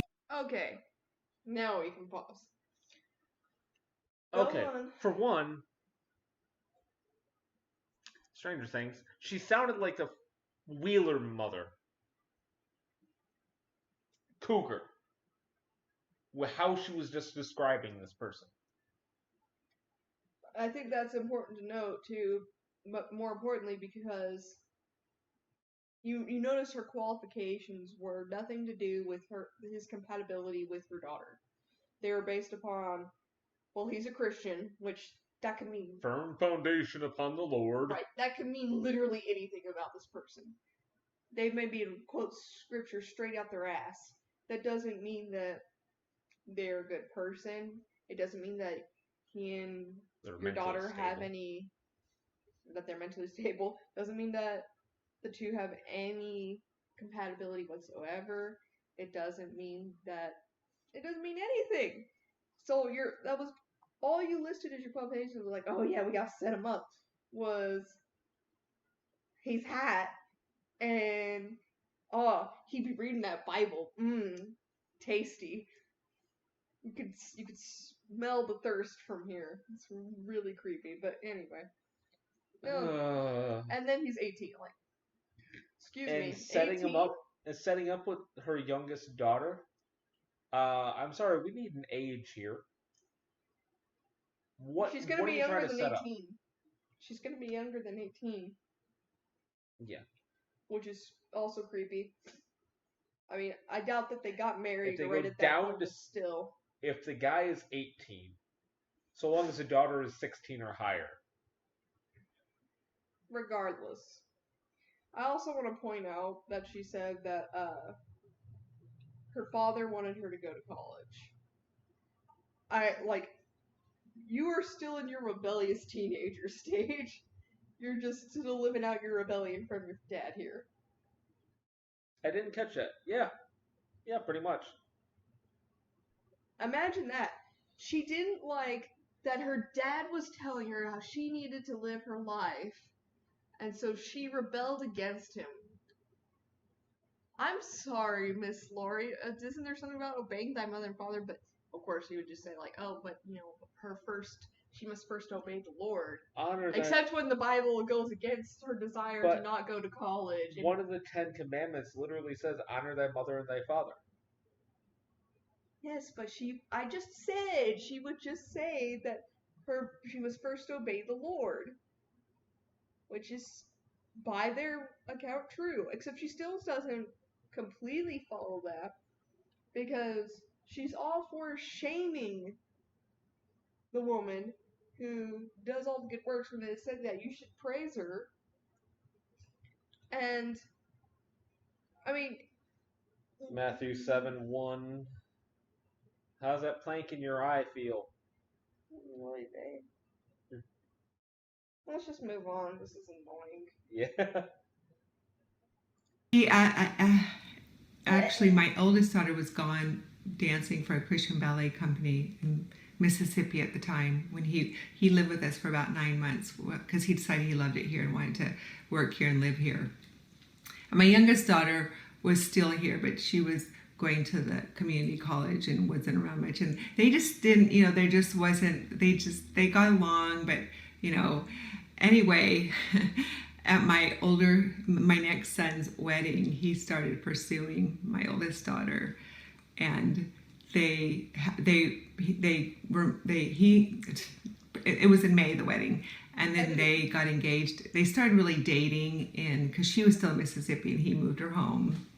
And they started dating in September. We're engaged at Thanksgiving time, and we're married at the end of January. And he started pursuing her in May, and then got engaged to her in September. No, started pursuing her in May. Yes. Dating in September, and then engaged by Thanksgiving, which is 2 months later. Yeah, so November is in November. So this is from knowing each other for 6 months, meeting to engage in 6 months. Holy shit. That sounds healthy. And let's not forget here, she initially was trying to set him up with the youngest daughter. And he's going for the oldest. Right. So I get the feeling that she doesn't really know necessarily what's best for her kids. I'm just throwing that out there. I know that sounds like a pretty... I would typically say that's not a thing you should say about a woman and her kids, but if your whole thing is, well, I'll set him up with the youngest, and then, well, she didn't say much. She just didn't go for it. She just didn't go with what I had in mind here. And then he goes after the oldest daughter, and then you're totally cool with them just getting hitched in 6 months from them knowing each other. That has all the hallmarks of people rushing for marriage for sex. Right. They were in college. And I'm saying, so I mean, the youngest one they said was in community college. So the oldest one that he's pursuing was traveling with a Christian ballet company, she said. Yes, I know, but I'm trying to guess at their age. So if we're saying that the youngest one's in community college, initially, so then that one would be probably about the same age as the guy, probably 18, maybe 17 or something. Which means that she's probably like a couple years older. When did you first take college courses? I took them dual credit, but I started 15, turned 16. That's why I'm saying like they're gonna be at least On average, they're gonna be at the youngest 16, and that's reaching. She's probably gonna be, if she's been taking community college courses, or she just started taking them, she's gonna be likely 17 to 19. So, which means that the older sibling is gonna be a couple years older. I doubt she spaced out her kids that much, so.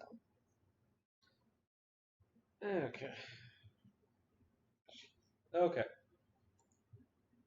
This is their engagement. I brought pictures just so you could see them.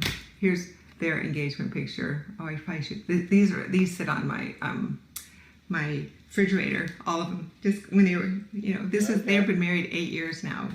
She's pregnant, halfway pregnant with her first grandbaby, as I've mentioned before. And then my second son, he went to the community college here in our area for about 3 years. He was working full time too, and it cost $400 a semester, so it was really cheap. Then he went to Biola a couple years, and his final year, he met his wife, and they graduated in June, and they were married. They weren't engaged. Oh yeah, they weren't married until the next May. But here they are. They got married young, 20. He was 24 and she was even younger. They have 4 children now. And they live near us, so I'm able to help them a lot, which I love. And then my next son, and then she also wanted to know how much, we taught our children growing up to marry believers. There was just no question in their mind that they were going to marry believers. Taught my daughters to marry men who were strong believers and who were hard workers. Those two things. You have to marry someone who loves the Lord and is a hard worker. And our daughter, and then our sons, don't marry feminists. Don't marry women who are high-powered career women who don't want to. What? Well, no, that makes sense. It makes sense from her view. Don't marry women that want to be treated as equals, as just human beings. Don't marry women or high-powered career women. So don't marry you. Yeah, but I'm not a believer either. Neither are you. So. Yeah. Whatever. Our marriage is already doomed. We're screwed.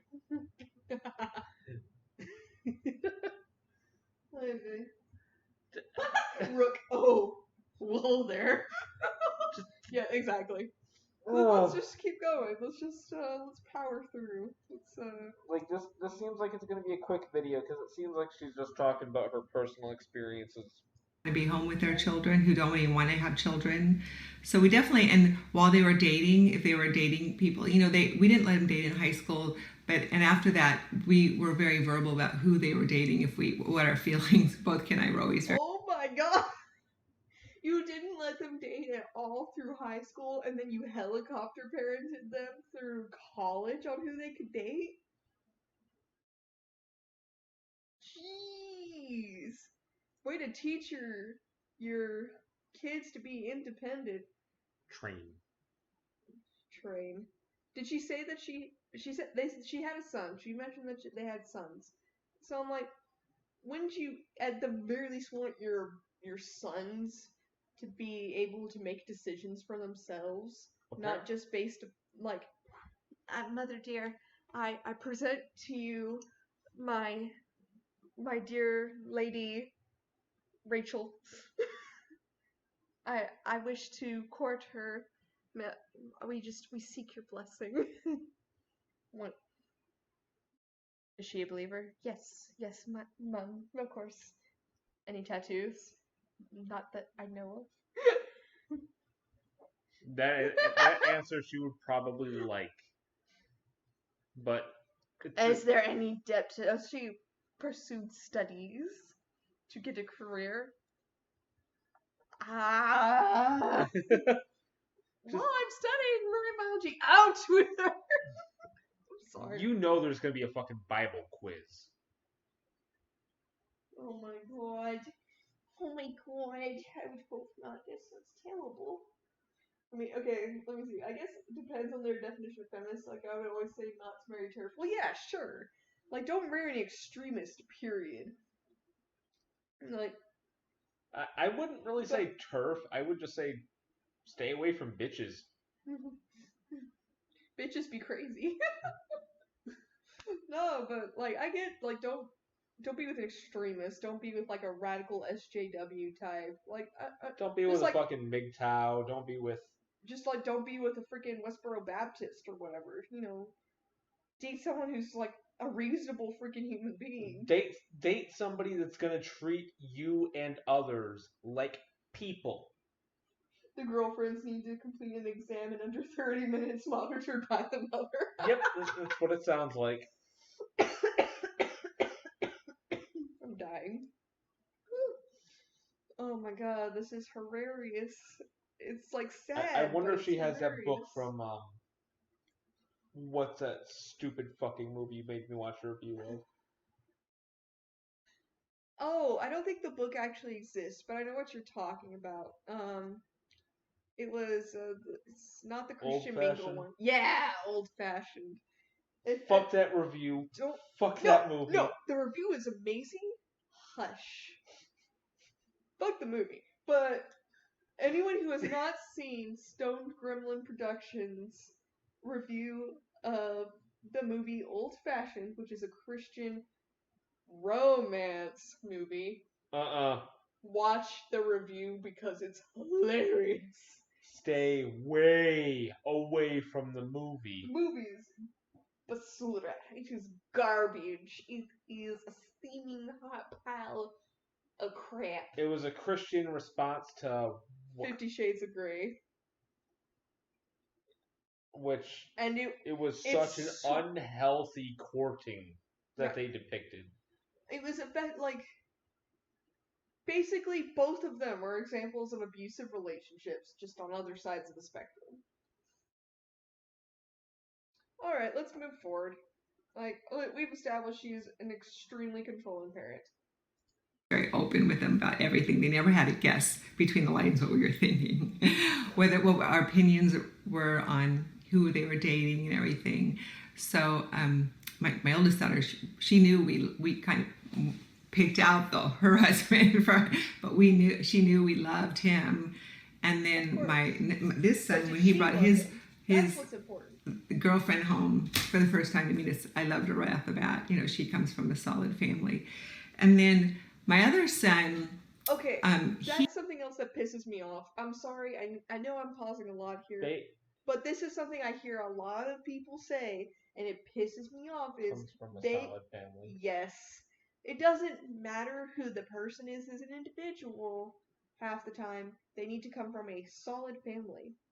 There are people who are great, fantastic fucking people that come from shitty families. Who the other individuals in their family are crappy people. There are good families who produce, who have crappy people in them. I have an uncle who's in prison. He's an asshole. He's not just an asshole. He is a complete piece of shit.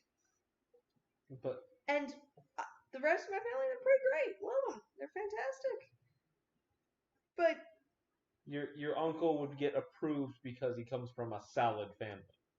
Well, he might have at one point in time, but not now. Not now. Now he has a record. But that's just the whole point. Is like not once does he say like, "Oh, I loved her. She was a very kind and caring person. She showed a lot of love to my son. She had a fantastic personality. She was very smart, very funny. They got along so well. Nothing. It's all about family. None of that shit matters. It's either they come from a good family, they're Christian, and if they're a guy, they're hardworking. Because they need to make... And the hardworking is important only for the guys, because the guys need to be the money, and the women need to rely on the one that makes the money. That's all that matters.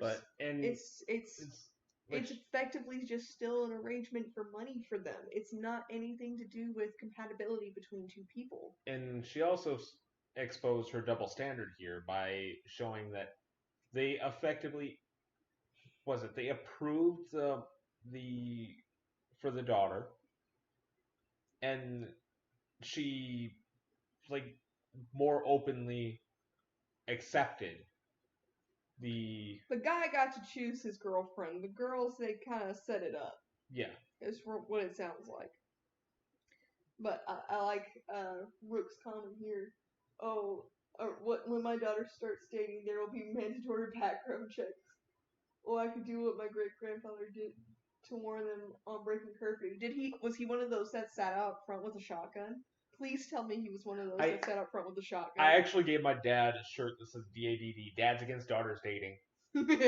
Of course you would. You're basically the big brother against your sister dating. But what was funny on the shirt was it said I threw a shotgun shell to my daughter's date. Told him it'd move much faster after 10 p.m.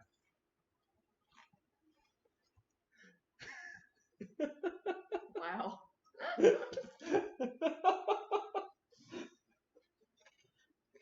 Like, my dad's already outlined his like ideal situation to first meet my sister's first boyfriend girlfriend.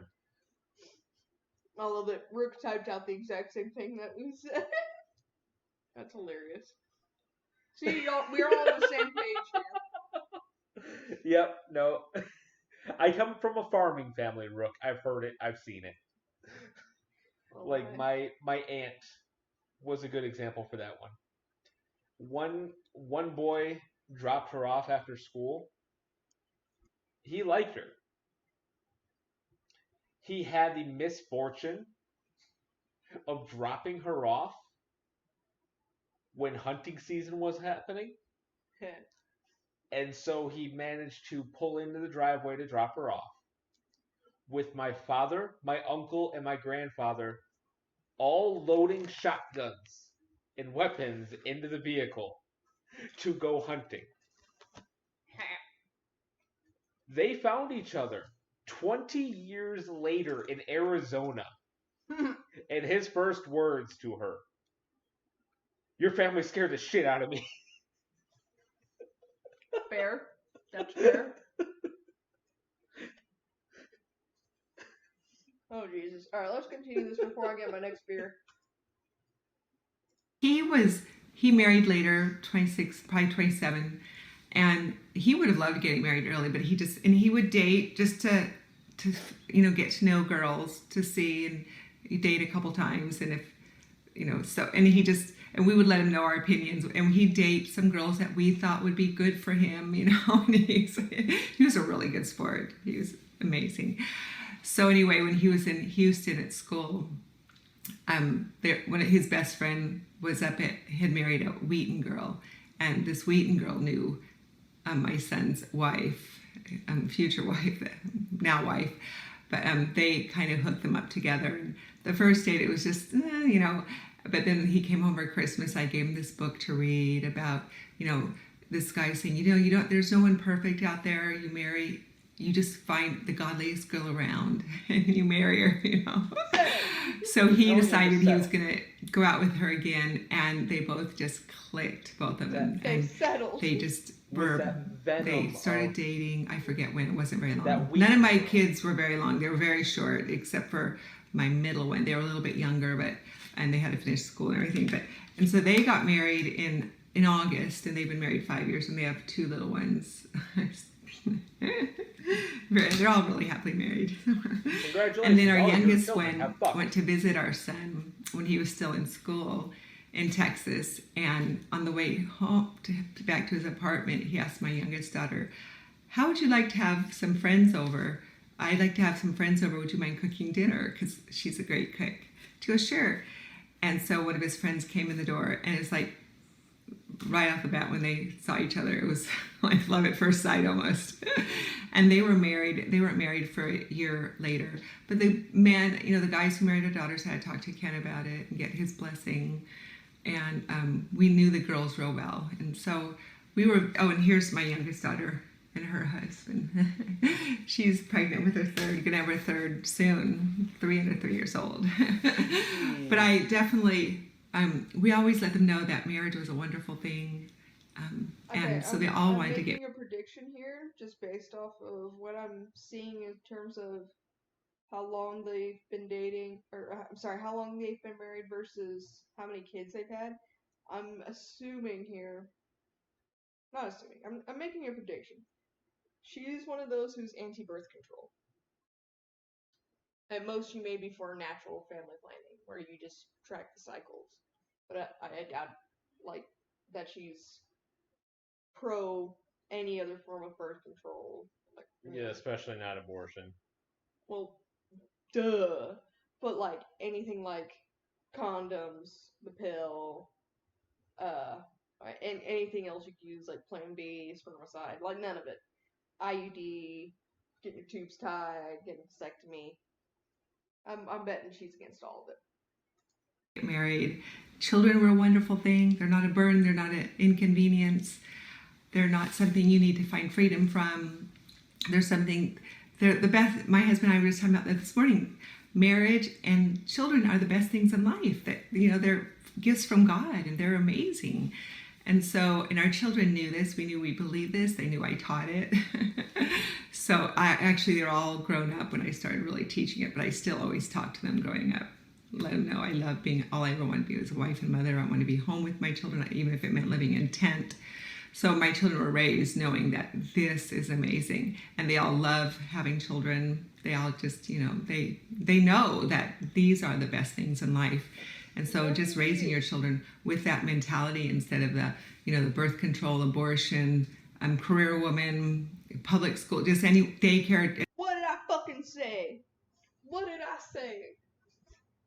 What did I fucking say? I'm getting another beer. I need it now. But fuck this shit.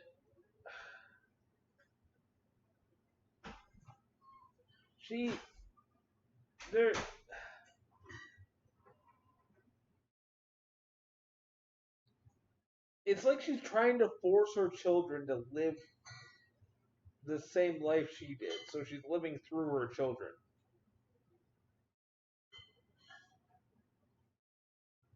It's like she's measuring her worth based on her children.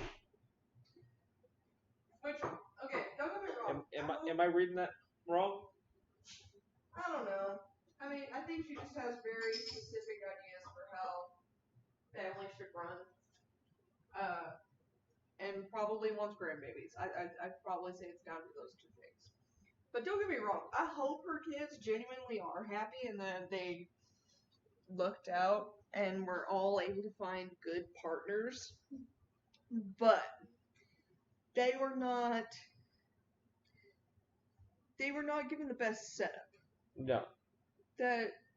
It sounds like the longest unless I misheard, it sounds like the longest of any of her children from single to meeting the person to married was a year. Mm-hmm. And that is not good. Mm-mm. Like, we've known each other for 15 months, 16 months. Yeah, we've been dating for a year. But we knew each other and were talking before that. Yeah. And we won't be married for maybe a year or two from now? Probably, honestly. Considering, logistics and it really all depends on how everything works out. Yeah, basically. I think mostly it's going to come down to logistics as far as... But, I absolutely know that I want to marry you, so... Yay! I've got no problem saying that on the street. Yay! But it still comes down to, it really all depends on what it works out to with us. Right. But in a year? Fuck no. Oh, that's... at the soonest for us, it's going to be 2 to 3. Mm-hmm. And as far as having kids, I would say we would wait for a bit before we actually have kids. Not necessarily a long time, but I would say at least a year would probably be the best thing, just to kind of settle into just being married before bringing a kid into it kind of thing. I think one of the best pieces of advice I've gotten from any person when it comes to marriage came from actually my friend's father before he passed away. Was his advice to his children was before you get married to anybody, live with them for at least a year. That way you know what it's like to be together basically 24/7 before you commit and put a ring on. That's fairly sound advice. Right. Because things are different when you're sharing the same household, just living space. Like, one thing I would not have necessarily realized prior to us even just, having these visits together, I don't consider myself to be like a neat freak. I'm sorry. But I feel like sometimes when you're here, and I love you dearly. I'm trying to keep it contained. You have, but you've gotten a lot better already. Like, oh, here, like this morning, you were before I got up, you were actually like throwing stuff away and putting stuff up, and I was like, he can be taught. Okay, we're good. Thanks. I'm just kidding. I love I can be trained, huh? You can be trained. I'm sorry. It's just a joke. Just a joke. But seriously, like, there are some things that you have to get used to because, like, each person likes things the way they like them, and you're ultimately going to have to make changes based upon, Because ultimately it comes down to we're going to be a team. Right. And the team is still made up of individuals, so you've got to find a way to work with your individual differences and kind of come to compromises and work together. Okay, so Rook said a lot. I feel like Vinny and I should wait to adopt after 2 or so years of marriage. That's not too bad. Yeah, that sounds good. That's actually pretty good. I don't see anything wrong with that. Danny and I, even though we're going to be waiting for 2 years after living with, that's also, again, not bad. If it's 2 to 3 years for you, maybe Yeah, there you go.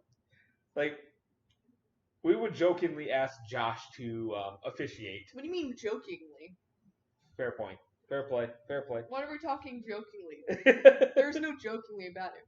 We legit want Josh to officiate the wedding. It would be amazing. It would be 10 out of 10. Like, so much fun. And would we stream our wedding? That's an interesting thought. I never thought of that. Neither have I. We'll cross that bridge when we get there. Absolutely, I would like to record it, but stream it? I don't know. Yeah, no. We'll cross that bridge when we get there. Because it was like we want the back and forth, and if it during the wedding, we're not exactly going to get that. Well, I don't think that's the point. I think the point is just to see it. Right, it's for the people that can't attend in person. I mean, it's not like the whole point is not for it to be like a stream like we would normally do. It would just be, this is for the members of our family or our friends or whomever that cannot make it to the wedding, but we want to at least view the wedding to see it happen. Because, like, I know if that is actually possible by doing like a private stream. Sure, yeah. But anyway, we got time before we go there. Yeah. You gotta learn each other's ticks and pet peeves. This old dog can learn new tricks. Finding the priest, no churches. You can even make it private stream. Yep. Yeah, no. YouTube's fucked up with me a couple of times and accidentally did a private stream, so I accidentally discovered that that's a possibility. Whoopsie poopsie. Like some of my streams that were having difficulty getting off the ground, that's why. There's a couple of options that have been getting ticked without me trying to check them. Alright, let's finish up this video. Okay. Yeah, we can finish this one up. Real distracted. Just any way to get rid of children is not our mentality. Our mentality is to accept, receive, love children, and love being with them and being the ones home raising them and having solid marriages until death do you part. And our children knew when they married it was for life. So, because we've been married, going on 39 years, so they've been modeled that and all. They married spouses whose parents were still married too, which is a real huge blessing. And I know that's not possible with everyone because divorce is so rampant today. But divorced children do have a lot of scars. God can transform anyone. Generation. And they... Hold on. Let's be clear here. Divorce is neither good nor bad. It just is. It depends on the situation. If it's just two people who got married, didn't take the commitment seriously, and... Or something happens, they changed. Then they could be very positive to separate. Well, no, but what I was getting at was, like, it could be bad for people who just don't take the commitment seriously, or where one person didn't take it seriously, I should say, and they end up breaking off and they don't really care if they just treat it as a situation where they're only getting married for money. That's bad. That's not going to lead to a healthy relationship. Divorce can be a good thing in those situations. Divorce can be a good thing is a good thing for certain if you have a situation where you get married and then something changes and one of the two ends up abusing the other or ends up abusing the kids. In these cases, divorce is a good thing. It's a great thing. It's something that we want. Divorce is gonna just... it is not inherently good or bad. The idea of a marriage ending, the only reason that sounds bad is because we don't want to hear that the love story went bad. Yeah. We want to hear about happy relationships that last a long time. Everybody wants to have their happily ever after. Sure. But just because the couple divorced doesn't mean that the couple did something bad. Yeah. And it may be that they get married and realize they're not good for each other because they got rushed into marriage because someone told them that they needed to get married young and hurry up and start having kids. Cough, cough. And then they realize that they're not a good fit for each other. They're fighting and, just getting into arguments all the time. It's putting both of them in a bad state. And it's affecting their children negatively. And in this case, divorce would be a good thing. And it's like, when it comes to marriage, and especially this is something that's much more prevalent with those who get divorced, the biggest thing I can say that will easily turn a divorce to solidly a bad thing is if one of the parents is using the children as a weapon. Yeah, definitely. Do not. I've been that. Do not. We're getting off subject again. Let's continue. But, Rook, that is a wonderful idea.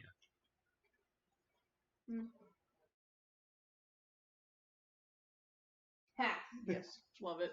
We would Rickroll everybody. Do it. And he does.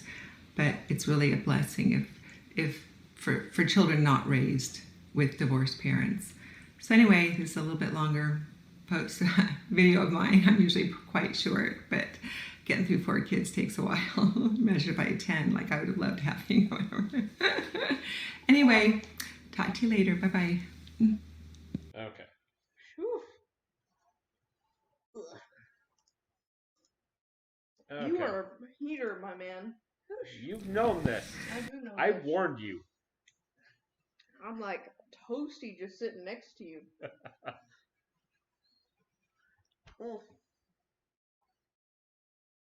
But what I mean by weapon is a parent holding the children, basically holding their time hostage to leverage more things from the other parent. Like, one thing that was very common to leverage more time was to effectively bribe me. It was always on the other side, not my father's side. like they always scheduled things for Saturday that went into the night, which usually would lead to me being handed a phone and asking if I could stay an extra night. And a lot of times when I was there that Sunday, my grandmother would try to take me to church or this or that. It's like you're trying to leverage the kid to use them to get something out of the other parent.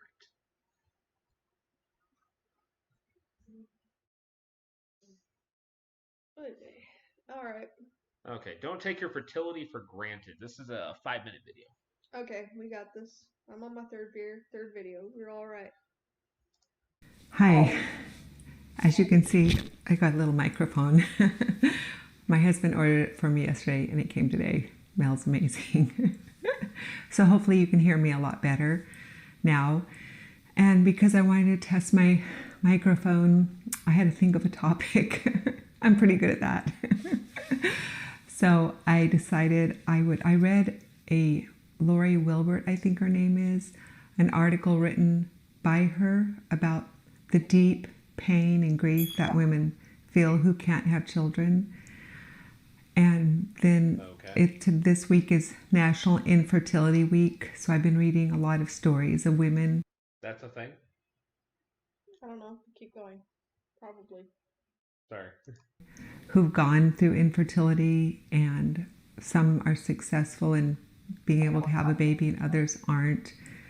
And the deep grief they go through, and just the experience my own daughter went through for 7.5 years, the grief that was for all of us. So I can relate to that. My mom, it took her 7.5 years before she got pregnant with me. And I know she was very grief-stricken because all she wanted to be was a wife and mother. And this is why I always tell women, young women, to not take your fertility for granted, because you're really only fertile for about 20 years of your life, between 18 and 38 or so. It can go into your 40s, but it's a much, much lower chance of being able to get pregnant in your 40s. And women, that's still a pretty good size window. But regardless, that's not the point. Yeah. Like, you shouldn't have to, just because you're fertile and someone else isn't, doesn't mean you need to have kids because other people can't. That's ridiculous. And in all honesty, like, yes, it's terrible that this person wants to have children and is physically unable to. Mm-hmm. But if they really wanted to be a parent, then be a parent. Adopt. Become a foster parent. And that's true, I but understand. I feel like it's important to take note that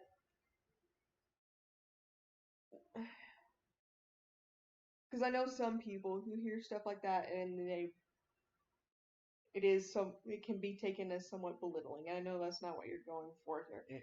It's just, yeah, they do still have options open, and that's great. But yeah, of course there is some pain that comes with trying to have kids, wanting to go through the experience of, having that child grow inside you for 9 months in your womb, and then being able to give birth to that child. And there are other difficulties that come about. Adoption is not feasible for everyone. Yeah.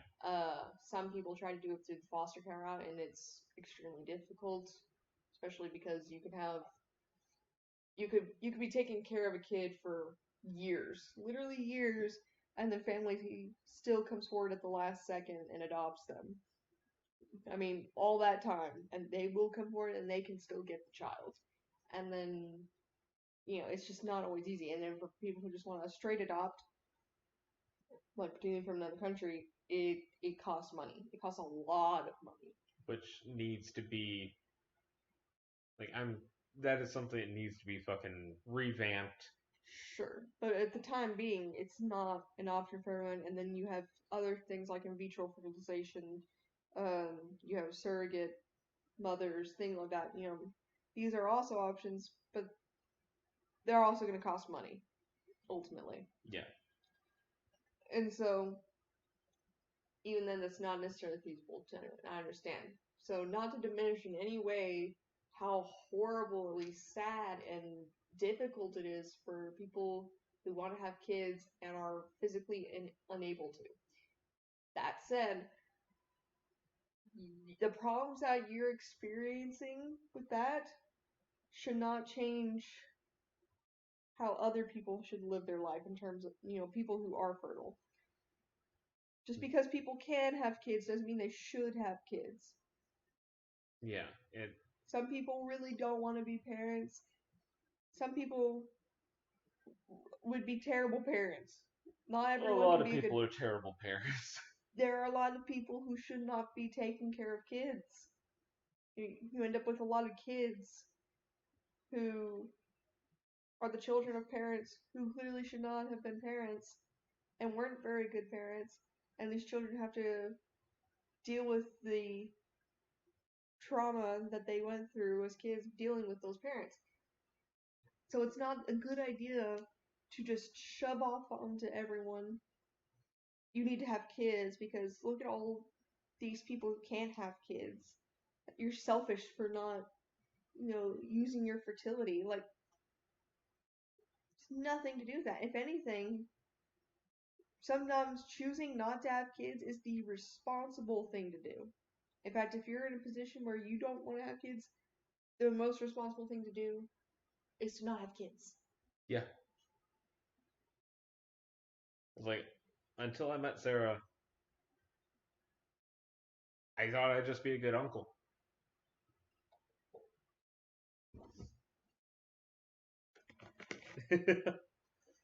Like, but yeah. Women know this. We know that we have a time clock and that men don't. Men can have children, cause women to conceive when they're old men. We don't have that. And I think God made us that way because we get tired in our old age. When I watch my grandbabies, I'm tired when they're gone and when it's over. I'll be going to my daughter's to take care of her for a couple of weeks and her babies and her husband and her home and everything soon. And I'll be exhausted after the couple of weeks of doing that because I'm 60 years old and I have, health issues. So I just don't have the energy that I had when I was young. Even when I was sick, I still had more energy than I have now.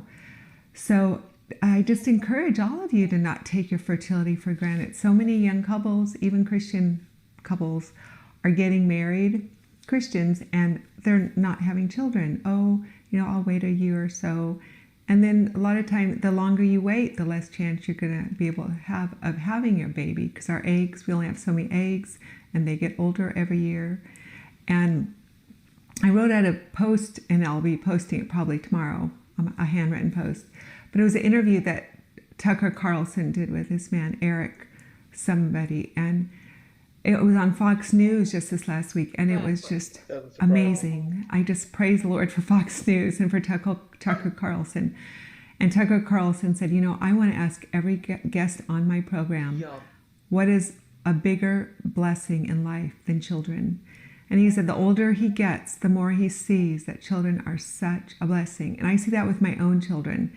Once they have their own, they understand the amazing blessing of having children. But then you also have to raise that child right. You have to raise the children to obey you and to not be nuisances, and to just be good little children so they're enjoyable for others to be around. Then they're just... Wow! That's what you need to raise children to be. Be obedient, don't be a nuisance. Not raise them to be good people. That is a surefire way to keep them rebellious behind closed doors. That is a surefire way to keep them from ever truly trusting you. Teach them to be snaky.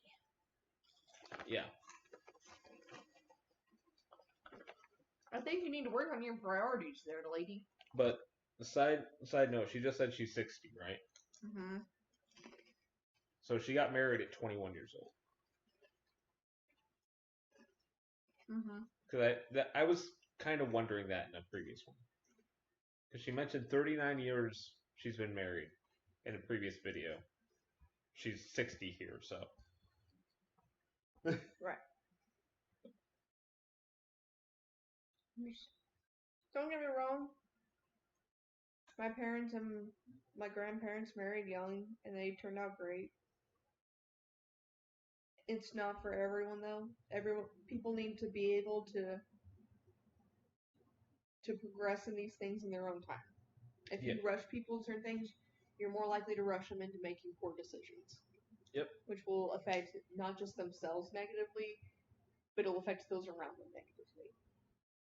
And that especially goes for having children. Because children are developing human beings. Children will grow to be adults. My father's first marriage was because of me.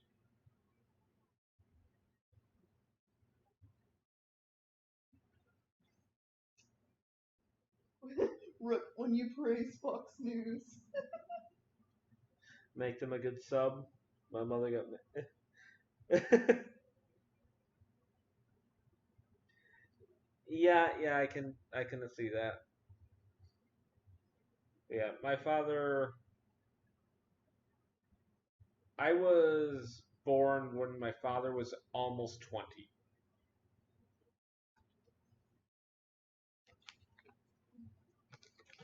Yeah, the viewpoint that I should be married because I'm getting into my 20s is just not a good one. Or No. that you need to get married because your biological clock is ticking or whatever. Oh, fuck that. Get married to someone that you know is a good match for you. And if you are in your 30s or 40s and you haven't found yourself a good match yet, don't rush into getting married. I understand. Like, there is a point where it's like, at the same point, I mean, you don't want to settle, but you also don't want to be too picky. You can't expect anyone to be perfect. That's understandable. You are dealing with individuals, but typically, it's most people I think don't have that issue. It's more you feel this pressure, like everyone around me is getting married. I should get married. I don't want to be the odd one out, kind of. No, fuck that shit. Who cares? Who cares? As long as you're living your life as a happy, functional human being, who cares? Being married does not guarantee anything good. Oh, I'm sorry, Rook. But that's the mentality that it kind of breeds. I'm so sorry. That's so sad. My father's first marriage, the one that created me, yeah, that fell apart due to adultery. No. Like, if you rush and marry for the wrong reasons, then it's not gonna work. There's a much higher likelihood it wouldn't work. And from what you're saying, like I don't condone adultery at all. Don't get it wrong here, but from what you're saying, she didn't love him. Maybe that's why he felt the desire to cheat on his wife. He finds, I mean, think about how crushing that must feel. If you marry someone and you found out they didn't marry me because they loved me, they just married me because they felt like their time was running out. They married me because they knew I had money. You'd feel used. Right. And I mean, again, cheating's wrong. It's wrong. If you feel like the relationship is bad, get out of the relationship. And then you can move on to another one. But I cannot understand on the other side of things why that would be heartbreaking. But, okay. So, I think we're saying that's not why she said yes. Yeah. Okay, I get you. I'm sure it was horrible for her too. Don't get me wrong. I'm not trying to. It would have been horrible on either side, regardless. But it just sounds like from the get go, this was not a healthy relationship, and it ended in a way that was not healthy. Okay. Raising children is just pleasant and just a wonderful experience. So don't put off your childbearing years. Don't put off putting children. That's why I love watching the Duggars and the Bates. As soon as those young couples are married, they don't use anything. She just praised the Duggars. Oh no. The bitch that smuggled 19 kids out of the baby cart. The woman whose one of their sons was like sexually abusing his siblings, and they knew about it, and they covered it up. Those Duggars. I mean, they're training him to become a priest.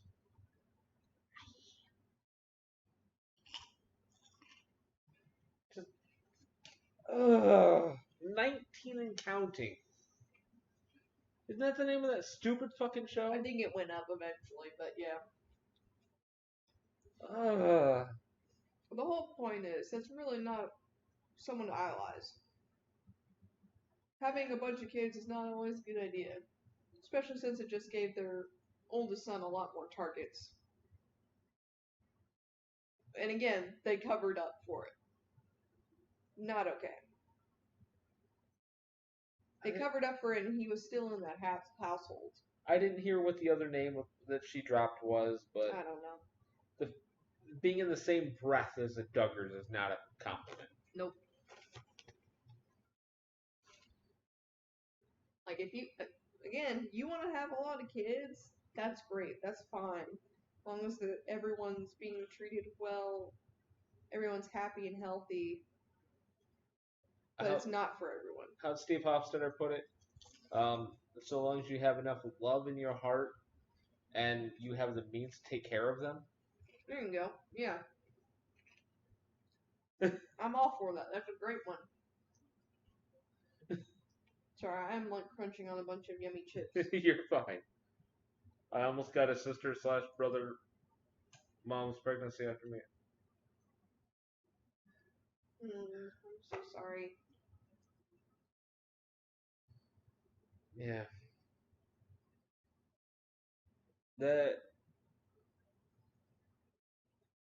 I hope I don't have to deal with a miscarriage in my life, but I do understand that that can be soul crushing. Mm-hmm. In some ways, I almost feel like that could be worse than being infertile is having the miscarriages. It's like that hope of you're about to have a kid and it's crushed and they don't make it. Yeah. That's horrible. Like, at least for me personally, I feel like that would be even worse. Alright. And they're pregnant soon afterwards if the Lord blesses them. And then they're soon pregnant after that baby, you know? And they just love having their children. They bring so much joy to your life. And now my little grandchildren are bringing so much joy to our life. It's like having children all over again, but without all the great responsibility and without having to go through the pregnancy and everything. And yeah, pregnancy is difficult and it's hard, but nothing like the Tucker Carlson, the man Tucker Carlson show said, nothing worthwhile in life is easy. Most everything is hard. A long marriage, raising children, but God calls them blessings, and they're really, really good. So if you're going through infertility, I know it's a time of grief. Cling to Jesus, trust Him. Know that God is good and His plan for you is good, and rest in that. And grieve, though. Feel free to grieve, because it is a really hard time. If you're married and using birth control, I encourage you to stop using it and start having those precious little blessings from God. Receive them, because they're so good. Go fuck yourself. Sounds like you could benefit from it. Why do I keep hearing that's making that ding sound? I don't know. I'm concerned. But, God. To reiterate, without her in the background, your vagina is not a machine gun. You don't need to have child after child after child after child. There's actually, did I just know that you're actually more at risk. Blech.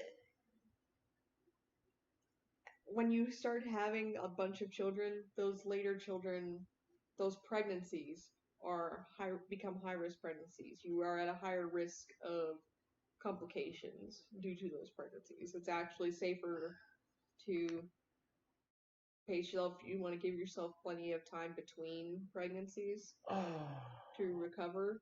Having them so close together can put you at risk for complications. Complications that can affect both you and your child negatively.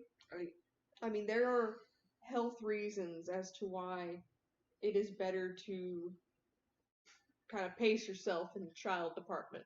God damn it, Rook. Beyond just your sanity. So raise your daughters and sons to be rabbits on Viagra. But I like it. That's basically funny. what she's saying. Pretty much. No, but this is seriously what you're promoting, transformed wife, is physically unhealthy. It's not just psychologically unhealthy. It is actually physically unhealthy and can put people at risk. I want to say, because this used to be a topic of conversation at one of my last jobs. I don't know why the fuck we were on this topic. I don't remember what led to it. Tangents. Pretty much. The Duggars. And I almost want to say that because of her having so many children, wasn't her uterus or something, like the wall was like so thin? I have no idea. I saw like a couple of episodes years ago. But I did not find the show that but interesting. it coincides with what you're saying. It's like higher risk the more you have in quick succession. Right. Well, it puts you at risk for a lot of things. Like, there are certain conditions where you could actually bleed out. Yeah. There are conditions where you could suffer from having a premature birth that is too premature. The baby may not make it. There are issues. You can have issues with the placenta. You can have issues with preeclampsia. You can have issues. There's so many conditions, so many things that could go wrong with a pregnancy, and you're at a higher risk for them the more pregnancies you go through, and particularly when you don't have a lot of time in between. Because pregnancy does put your body through stress, a lot of stress. And so, if you just put your body through the stress of pregnancy and labor, and then you can have totally non-complicated pregnancies, but when you're putting that much stress on your body without giving it any adequate rest time, you put yourself at a lot of risk, and you put your child at a lot of risk. And so what she is promoting is actually dangerous. It is not healthy. Yeah. And I think last video for the night. I'm not ready for this one. You got your beer. No. I think you're gonna need it. Allowing fathers to make their sons tough.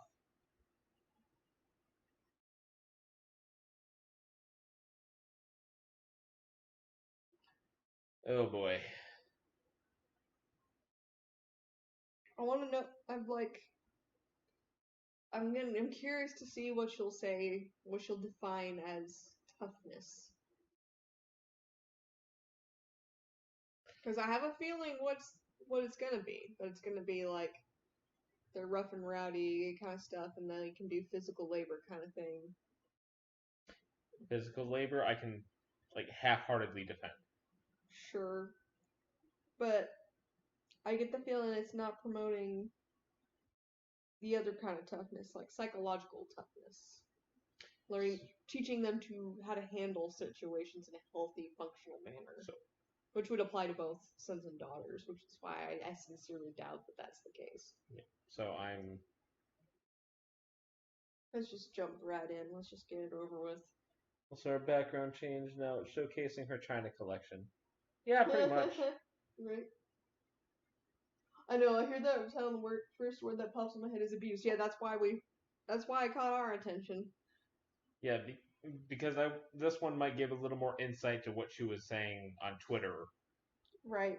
They shouldn't about women not protecting their sons from their husbands trying to make their sons tough. Yeah. Sketch. Okay. I just want to give a quick video on the subject of mothers not interfering with daddies disciplining their children, because it seems like it's quite a hot topic. And I just wanted to address it in person and give you a couple of examples. So this is exactly what it's going to be. Let her continue. Let her continue. Hold on. Let her continue. When we have two sons, and when the youngest one was in diapers, the older one came. He was 2 years older, and he was upset with him, so he just pushed him down. And then so my husband said, "Ryan, come here." So Ryan walked over, and he just pushed him down, back on his bottom. It was carpet, so it didn't, but it shocked him, and he wailed, and he said, "You don't do that to your little brother. Did you like that?" "No." "Well, you don't do that to your brother. We treat each other how we want to be treated. So you don't Hypocrisy. do that." I'm sorry. Don't push your brother. Pushes your brother. It's like, don't fucking cuss.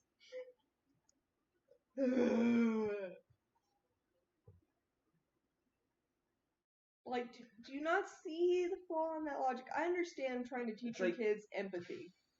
I get it. I get you want to teach your kids, like, hey, but you can do that without pushing them in. You can just say, hey, don't push your brother. You hurt him, or you could hurt him. Would you like it if he pushed you down, or if someone else pushed you down and hurt you? No, you wouldn't. So why would you do that to someone else?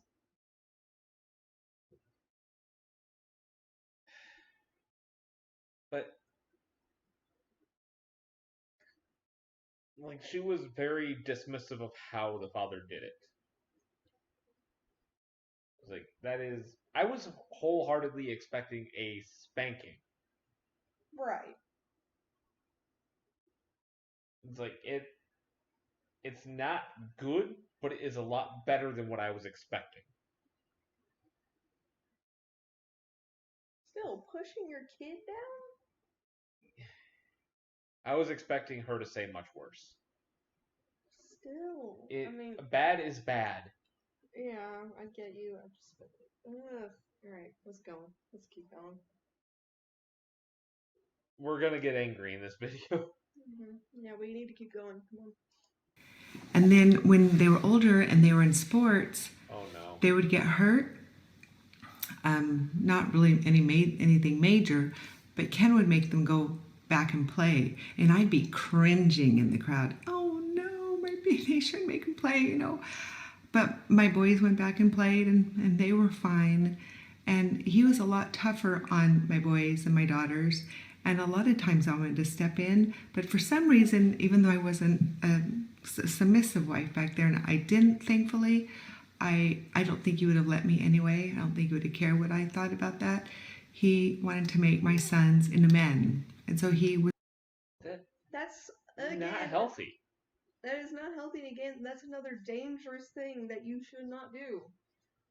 My brothers, as an example, neither one of my brothers, like, they could be really sick or injured, and they did not show it in a way that was always obvious even when it was like a pretty good injury or illness.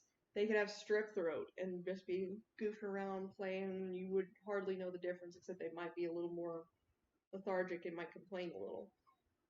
The one time, like, my brothers have had, been on crutches and everything. They've gotten cuts and scrapes.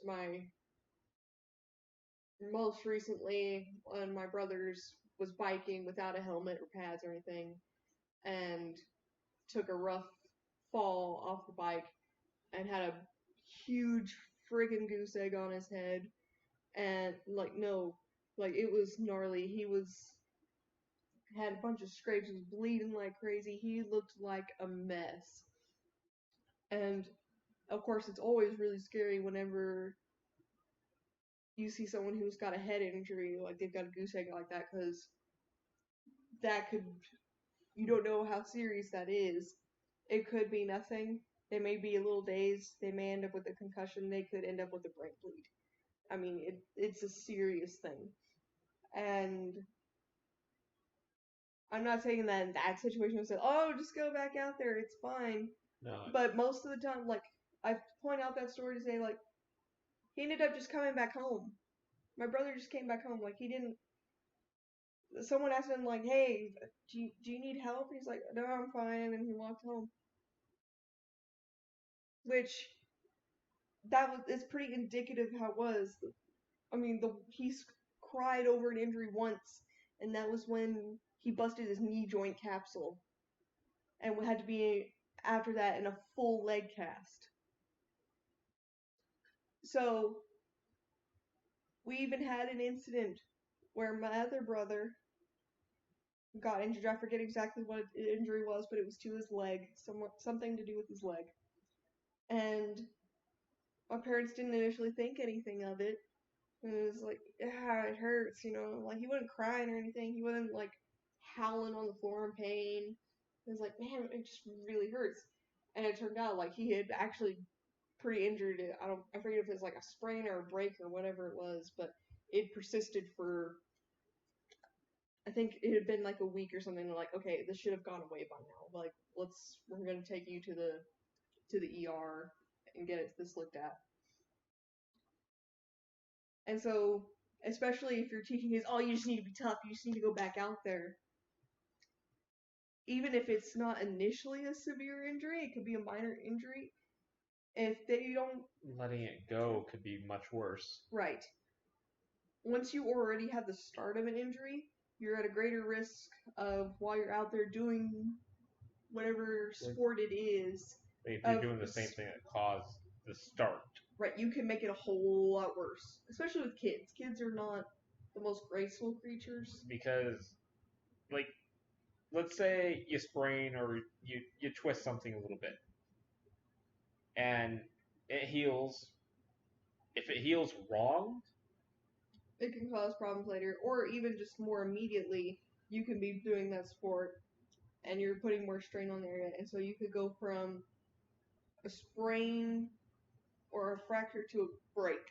And it's going to be a whole lot worse to deal with than if you said, well, why don't you just sit out for a minute and kind of give yourself a sec, see how you feel. Being tough is not the most important thing in the world. Sometimes it's more important to just recognize your limits. Yes.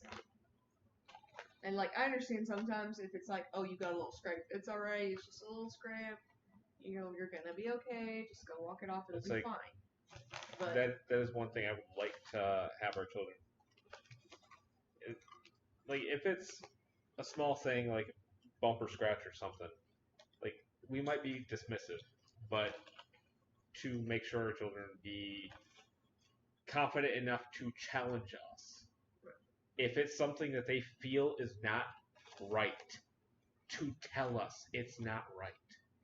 Right. Because we're not going to know their body better than them. They know it's their body. They're going to know if something feels off. If it's just not healthy. Like, I'm 29. My I brother walk. said, "Oh, that's not healthy." Like, I'm 29. I walk with a very minor, but it's basically a permanent limp in my left leg. And it's because I know I've messed up my knee.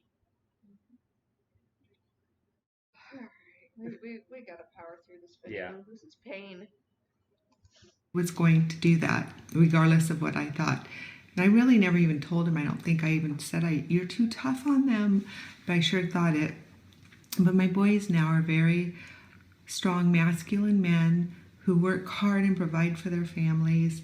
They weather storms well. And I'm real thankful that I never stepped in, because I've seen mothers step in, and I've seen the consequences of when mothers step in, and it's not good. From what I've, in my own personal experience, the men grow up and they're not prepared to slay dragons, like Dr. Laura says. Men need to go out and slay dragons to be the protectors and the providers of the family. And if they're not toughened up by their daddies, they're not ready to do that, and so they don't provide. They never really have direction in their life. They're not willing to go out and work really hard, and through the hard times, Ken's had to work times when he had the stomach flu all night long, and then had to get up and teach thousands of people that. What dragons are you having to slay nowadays? What dragons? I'm sorry, not everyone needs to be working out the field now, and even then. She was rambling. I was trying to find a place to pause. Oh, I understand, but I don't even care. I don't care if we're cutting her off. Let's be. Yeah. Being able to power through pain and injury does not equate toughness. That doesn't mean that they're going to be good providers. That just means that they might develop a higher threshold for pain. And I'm... Well, and not every job requires someone to be a real tough, macho man. Like, you can take a Marine, a Green Beret, a Navy SEAL. They're some of the toughest motherfuckers that you'd ever find, physically. But you take them home, they could be mentally broken. Toughness is not measured by what you can physically do. There are so many different metrics to it. There are so many different nuances to it. Like, I would like to have our children more mentally prepared to tackle the world than physically. Right, and that's what she was talking about afterwards. She was saying, like, oh, they're going to be more ready to go out into the world and provide for their families and everything. No, that doesn't. Those two things do not equate. No. Having a higher pain threshold doesn't mean you're ready to go have a job. You may be more prepared for a job that involves manual labor. But what happens if your kid doesn't want to do manual labor? What happens if what they want to do is become a doctor or a researcher or something, or an engineer, something that's going to require a high degree of study, and what they need is emotional and psychological preparedness to go through hours and hours of studying and the difficult competition in those fields. That is something that you're not going to prepare them for just by saying, go back out there. I don't care how bad it hurts, just walk it off. Yeah, bullshit. Instead, it's important to teach them, put hard work in, do your best, know your limits, learn to manage your time well, things like that. Things that are more practical and effective for the world that we live in. At one point in time, it may have been more important to make sure that you could perform lots of hard manual labor. But not in the last 30 years. Now, today, the best thing you can do is learn to work smart, not hard. Yeah. Learn to be efficient. I'm still working on that part myself. Efficiency will get you a lot farther than just straight up learning how to suffer through it, to grin and bear it. If you can learn to become efficient in a task, in a job, people love that. People love efficiency, especially now. So, even just on practical terms, your logic is flawed. It's why I get away with a bunch of shit at work. Yep. Next. I had come to a conference. When I'm sick, which I was for many years, and when I had little children, I'd be able to lay on the couch. I'd still have to get up and do things for them, but it wasn't the stress of having to go out and produce and, to provide like Ken did. And men are at the forefront in. Wait a minute. I forgot she did say that right before I paused. She was effectively saying that, in a positive light, that her husband was going out working while still sick. Please don't do that. Please don't do that. I have done that. That sucks. But as a nurse, please don't do that. Not only are you, it goes at that point beyond just you and your own health. At that point, you also put other people's health at risk by risking getting them sick and them getting their kids sick or family members who may be immunocompromised sick. Yeah. Be responsible. Sometimes being responsible means calling in sick. Sometimes it's not about being tough. Sometimes responsibility comes about by knowing your limits and thinking about other people. Yeah. But her talking about when she's sick, she can lay down because it's not what she does is not as important as. Is that what she's saying? Like, it's not that I don't think she was saying it wasn't as important. I think she was more saying it's not as strenuous in the sense of there's less she has to go out and do physically, which even then I'm like, like I guess that kind of depends on what all you're doing around the house and how much you're having your kids do to help. Because I would assume that these are also the kind of parents that would want their kids to do chores, which that's reasonable. There's nothing wrong with having your kids do chores. That's actually a good thing. It helps to promote independence and hard work. And that also like prepares them for them taking the step to get in their own place. Right. If you can help them learn to take care of their place when they're younger by starting off with chores, then working their way up with more responsibilities, you can prepare them to where they're in charge of all of those responsibilities. They're not just thrown into it. That's great. And I'm sure that's probably the case here. And so I can see where if that's the case, you would say, like, my job is less strenuous because, I'm at home and I take care of the home and I often have my kids to help me. Oh, so no. Okay, good night, Rook. Good night. Oh, and I think they're not Rook. I think Danny's already left, so. Yeah. Oh, let's go ahead and finish up this video. Oh boy.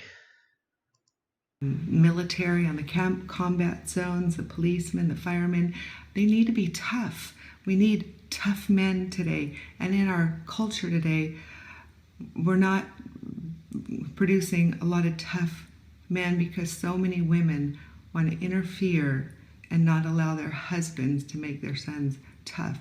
So women, don't interfere with your husbands.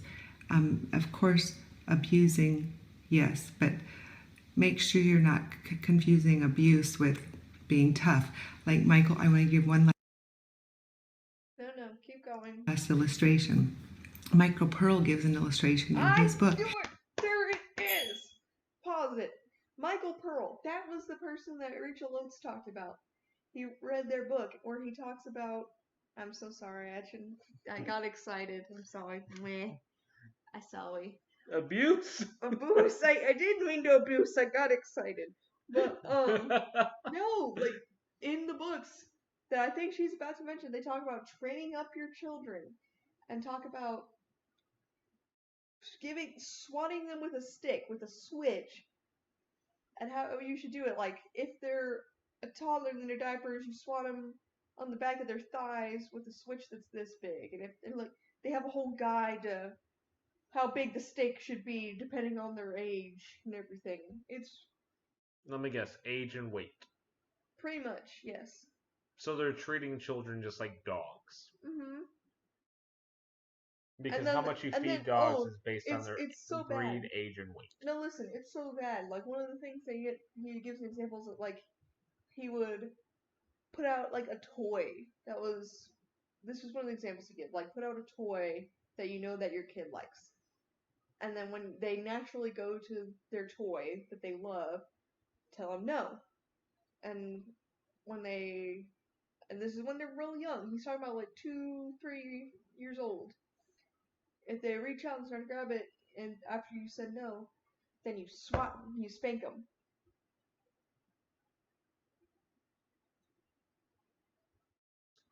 What? Yeah, exactly. They're actually abusive. So I question what exactly you consider to be. Don't confuse abuse with discipline. Like, I don't know, Miss Transformed Wife. I don't know that your definition of what is and is not abusive is one that I would agree with personally, and that many people would agree with. I think some people would consider what you consider to be discipline Making abusive. your child play sports when they are hurt, I would consider on the level of abuse. Like, unless there's just like you don't know, I can maybe see if you thought it's Like just a little scratch, calm down, it's really okay. You're not, yeah. and you don't realize that there's something worse going on. Even so, I would still say that's not very responsible. I'd say, well, at least kind of give it a second, look at him, check for any swelling. And that plays into like what I was saying earlier. It's like the kids will know their bodies better than us. Challenge us if something feels off. Mm-hmm. Anyway, let's finish this. I'm getting angry. And women think this is just horrible what he did. But they live near a pond. And he had 5 children, and when they were toddlers, they talk about this. Keep going. He would walk behind them and watch them fall into their pond. And after a few seconds, he'd grab them out. And the purpose was so that they would fear that pond and they would not drown. Oh, but there's more. You left out the part where if they didn't do it on their own, and this happened once, and he writes this all out, then he'd push them in and lets them flounder about a bit before he pulls them out. At that point, you're not even teaching them, School of Hard Knocks. They already know, don't go into the pond. They've figured it out. Like, okay, cool. Your job should be over. At that point, you're just pushing them in. You're just being a dick. You're just being a piece of shit of a parent. Well, it's not a parent. I know. I use parent in lack of a better term. Sperm donor. Just keep going. I'm fucking done with this bullshit. I'm so angry. It makes me so sad for kids. Drowning is the #1 cause of death among children. Debbie was, of course, panicked when Michael would do that, but he did that to all 5 of his children, so they all feared the pond until they were old enough to swim. So he did it for a good reason. He saw long-term vision. He didn't want any of his children to drown in that pond near their home. Then teach your kids to swim. Yeah, as someone who actually taught swim lessons for years, that's stupid. In fact, what you're doing is more likely to teach them to fucking panic. Because if they are in a situation where they fall into that pond, they may know how to swim, but that doesn't mean they're going to overcome panic. Lots of kids that know how to swim still drown. Because they're not taught to be comfortable in the water to the point where if they did fall in, they can know, okay, I know how to swim, I can get to the side. They have this traumatic experience that's happened to them where they've fallen in or someone's pushed them in or whatever the case may be. And that is one of the hardest things to teach with kids too, is that once they get to where they can't stand or even just getting in the water at all, that they'll be able to get to the other side. Like I've literally had kids that I've taught who I always get them to practice kind of in the shallow end first when I'm teaching them how to swim. I'm like, okay, they swim from one side to the other, that way if they, are at any point struggling, they get too tired, they're out of breath, whatever, they can stand up and just take a moment. The 6-inch pool, part of the pool here is fantastic. Right. And that's great because you can give them time to just kind of get used to the water, get used to the feeling of not necessarily relying on it, but knowing that they can stand up. So they have that comfort level. And then, so I'll have kids that can swim there, and as soon as you get them to deep water, they freak out. And so I end up I grab them out and go into the side and like, calm down. And then you spend so much time just trying to make sure it's okay. You can swim in the shallow water, that you know that you can also swim the deep water. If the depth of the water doesn't change your ability to swim, you can do this. I'm right here. Teaching your children to trust you is a lot better than teaching them that, if they fall in deep water, they might drown. by letting them experience it. It's important to teach them that, yeah, it's dangerous, and so you tell them, do not go by the water without your parent or an adult that your parent trusts and they say is okay, like a lifeguard or something else. You know, you teach them that sometimes even people who are great swimmers can get exhausted. They can get a bad muscle cramp or something that interferes with their ability to swim, so you should make sure that you never swim alone. You teach them safety by talking to them and explaining to them as much as you can for that age group. Yeah. And you teach them, like we taught them, if you fall and you get to the side, and you teach them in a safe environment where they trust you, you don't want to induce panic. That is super unhealthy and can lead to a situation where they associate the water with that fear of drowning. Yep. And then they just fall in next time, and despite their ability to swim, they panic and then they drown because panic is strong. It'll overcome your ability to swim. No problem. Because when you're freaking out, you know, because you've fallen in, your first thought isn't necessarily going to be, oh, it's okay, I'll just pop back up and swim. For someone who's experienced a traumatic event like that, it's more normally like, oh my god, oh my god, oh my god, I'm going to drown, I'm going to drown, I'm going to drown. And they start flailing around, they start gasping, and they suck in water. This is so off base. This is so stupid and irresponsible. Yeah. And for a real world application to that, there's an episode of Mythbusters about it dealt with getting out of a vehicle that dropped into, like, drove into a pond or drove into a pool or drove into water. I know what you're talking about. Yeah. And they had all their safety crew on site. Like, they were showing what options you had as the driver or somebody in this vehicle, and they didn't even, to prove the plausibility, they hit the water. They remained calm. Once the pressure equalized and they were on the base of the thing, they were able to open the door and they managed to get to the surface without needing assistance. Mm-hmm. Like, they had it. Like, the panic took up the oxygen that they needed to survive. Just make me so hungry. But okay, so let's see if we can rage through the rest of this. Sure. A lot of people would say that was abusive and, horrible, but it wasn't. He saved the children. They didn't drown. He wasn't going to let his children drown. You have to trust your husband. You have to trust his judgment. I trusted Ken. I knew that he loved my boys and he wanted the very best for them. So I down deep inside, I trusted him because I knew that he wanted the best for them. He wanted them to grow up to be tough, strong men of God. So women just hands off, are soft hearts, have a hard time with it sometimes, but it's ultimately for their very good. Anyway. Except when it's not. No, I think what this all boils down to is her ways of thinking in terms of discipline and everything else are exactly that. They're based on outdated ways of thinking that we have since been able to refute with evidence regarding physical and psychological health,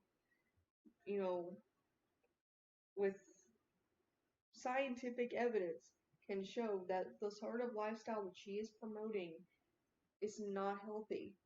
And in certain circumstances, doesn't just go to long-term psychological health, in terms of their happiness, but can be so much worse and can directly affect immediate physical health. It's irresponsible It puts people in danger. If not immediately, it sows a seed for something life-threatening to occur that didn't have to be life-threatening. Right. And I'm sure, like, or like, oh, it turned out fine, they were okay. Like, in your case, it did. But there are other people where it did not. It did not turn out okay. And they would have done better not to listen to your advice. There are people that have died because of circumstances that could have been prevented had we not followed advice like that. Or we not told them that they just need to be tough. Or that, we need to just let them let the husband push their children into the pond. And I know that, for most of it was just, oh, but they just fell in. It's teaching them not to do it on their own. There was at least one where he pushed them in. And if you don't look at that and think to yourself, they'd already learned their lesson, that was unnecessary. If you don't see that as being completely unnecessary and potentially harmful, I don't know what to tell you. By that point, I'm not sure that you can be reasoned with. That seems so obvious. And she's defending abuse. That's indefensible. It's bullshit. I'm done. Okay. I'm so angry. Yeah. Call it. Let's call it. Oh. Okay.